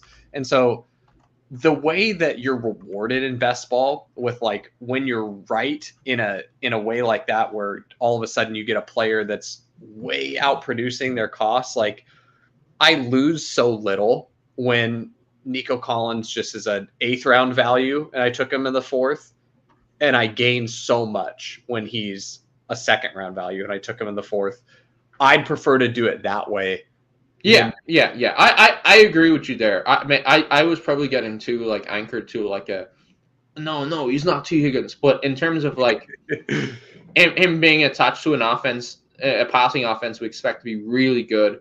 Still, he'll still only be a 4th-year player. So, still not young, not old, and potential. We're potentially seeing like a 3rd-year breakout. That there's enough upside there that it could hit. I think that makes sense. There's no way this is correct. Hang on, I'm verifying a stat.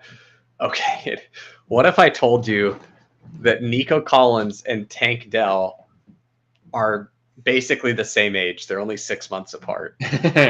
Tank Dell is like the oldest. Tank Dell is Velus Jones, but he's actually good. Where Velus Jones is like the oldest rookie ever. Tank Dell is super old. But he's good. And yeah, Phil in the chat says Tank will go higher because his name is cool. 100%. 100%.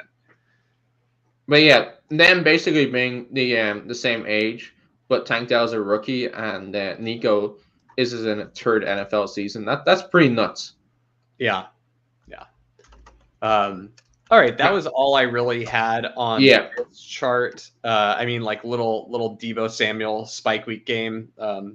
Deebo lives, but everyone knew that. We knew that Deebo still had that in his bag of tricks. Yeah.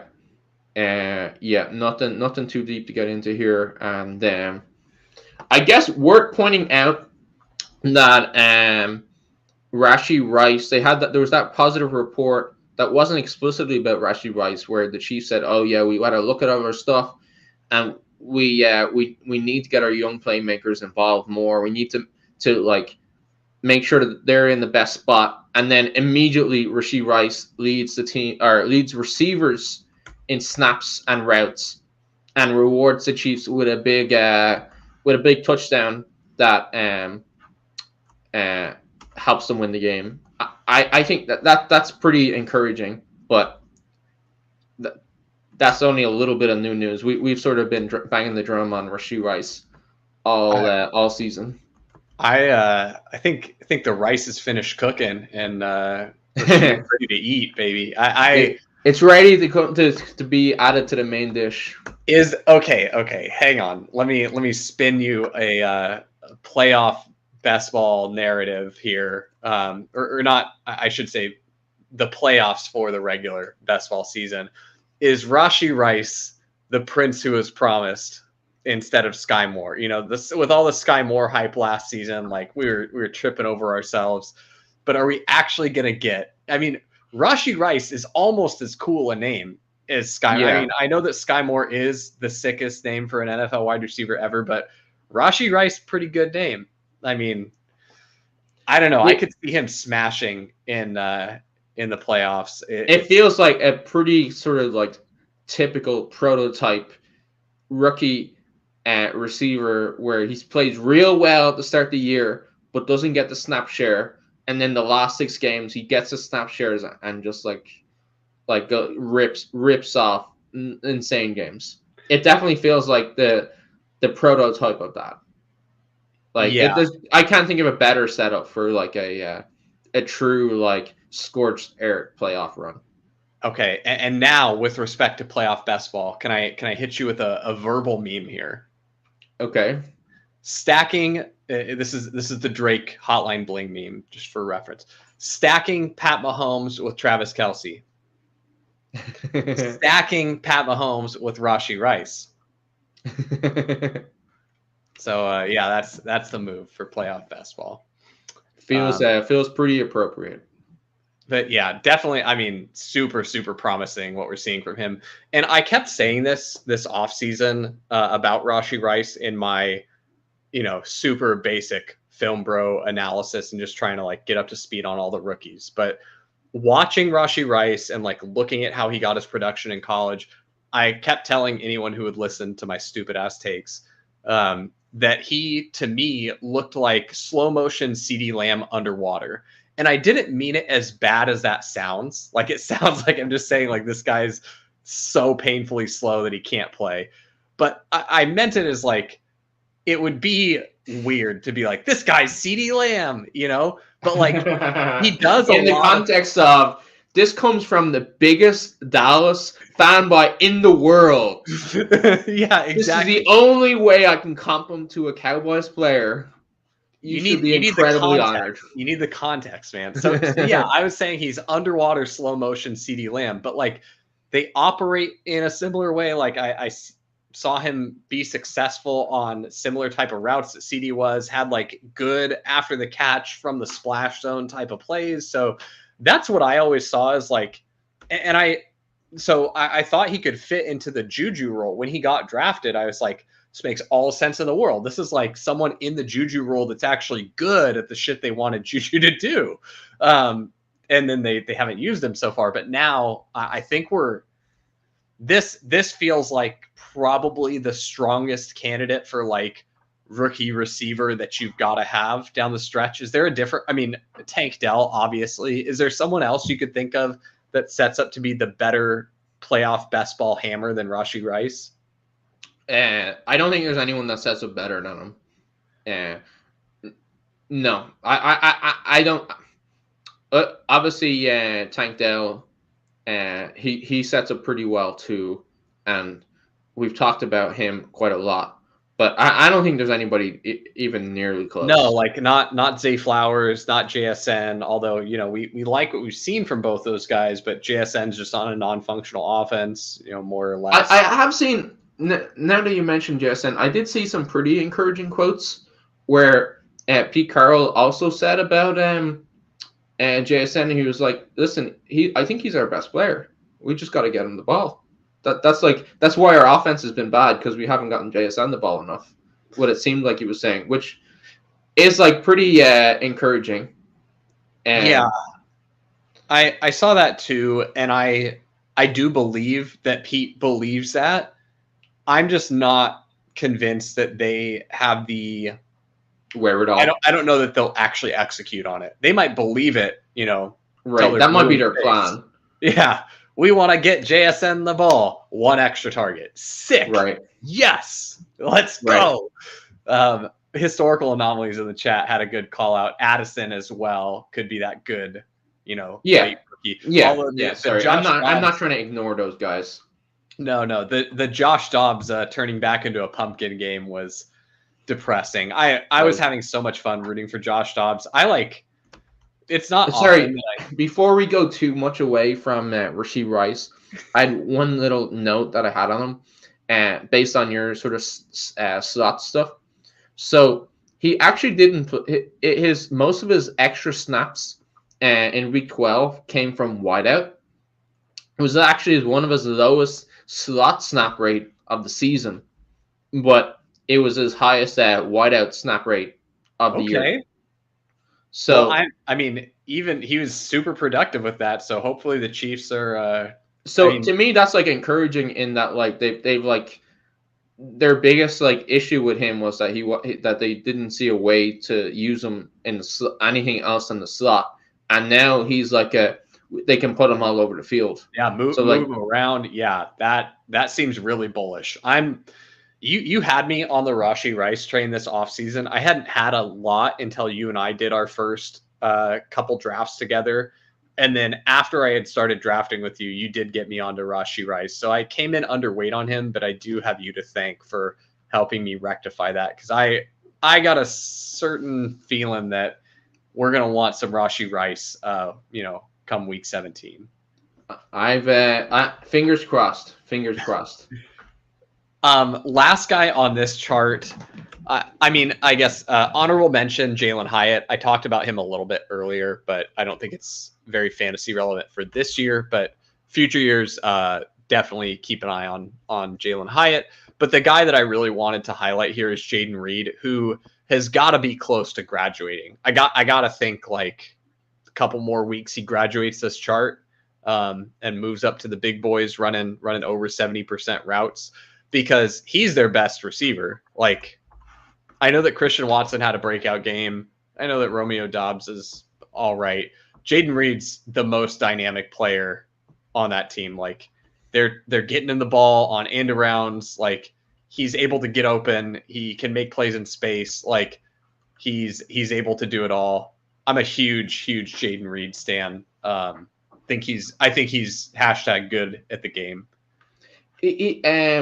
So I'm looking at sort of like the last 5 weeks of his route share, and he's sort of all over the map. Like week 8, 88%. Week 9, 45% route share. Week 10, 56%. Week 11, 77. Then week 12, 79. So it's like up here, then down here, then back up, and it's not just like 1 week off stuff. Like it's sort of weird. I'm having a hard time interpreting that. But I agree with you that as he plays better, like it definitely puts the impetus to push him up into the higher route share. I think he's following. He's not. The offense isn't quite as good, and I don't think that he'll be able to get to the level of production that we might be able to see from Rashee Rice as like his ceiling to close out the season rather. But I do think he's really exciting. I think that we're almost in the you can't put the genie back in the bottle territory with Jayden Reed with respect to the Packers and their usage of him.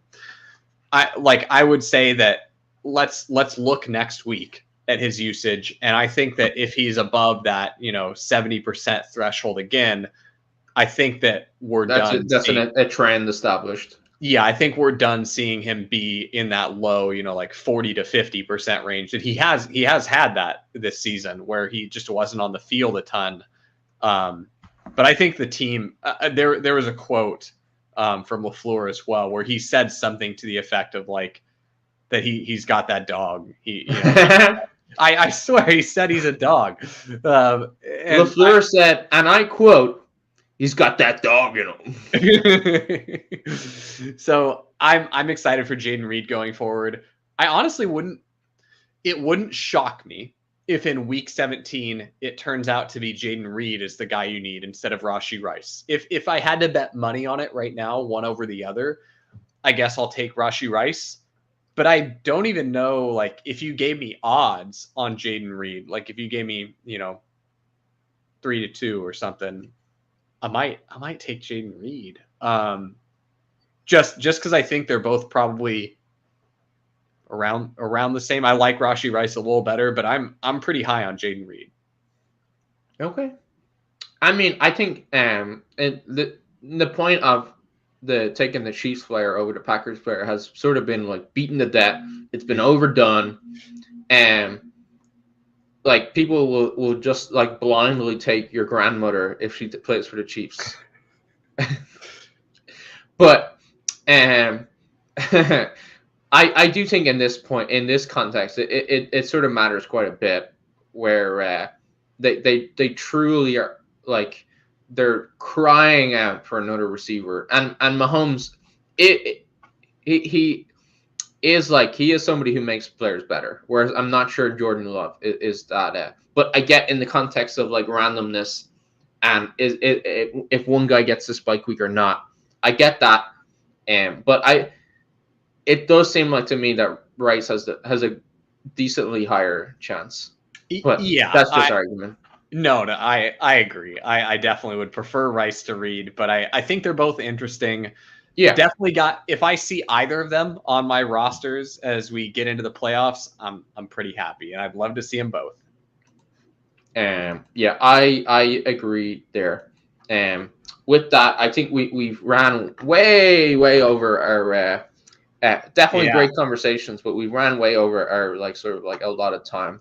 We went super off the beaten path. We went for like a 150. Never mind the 90.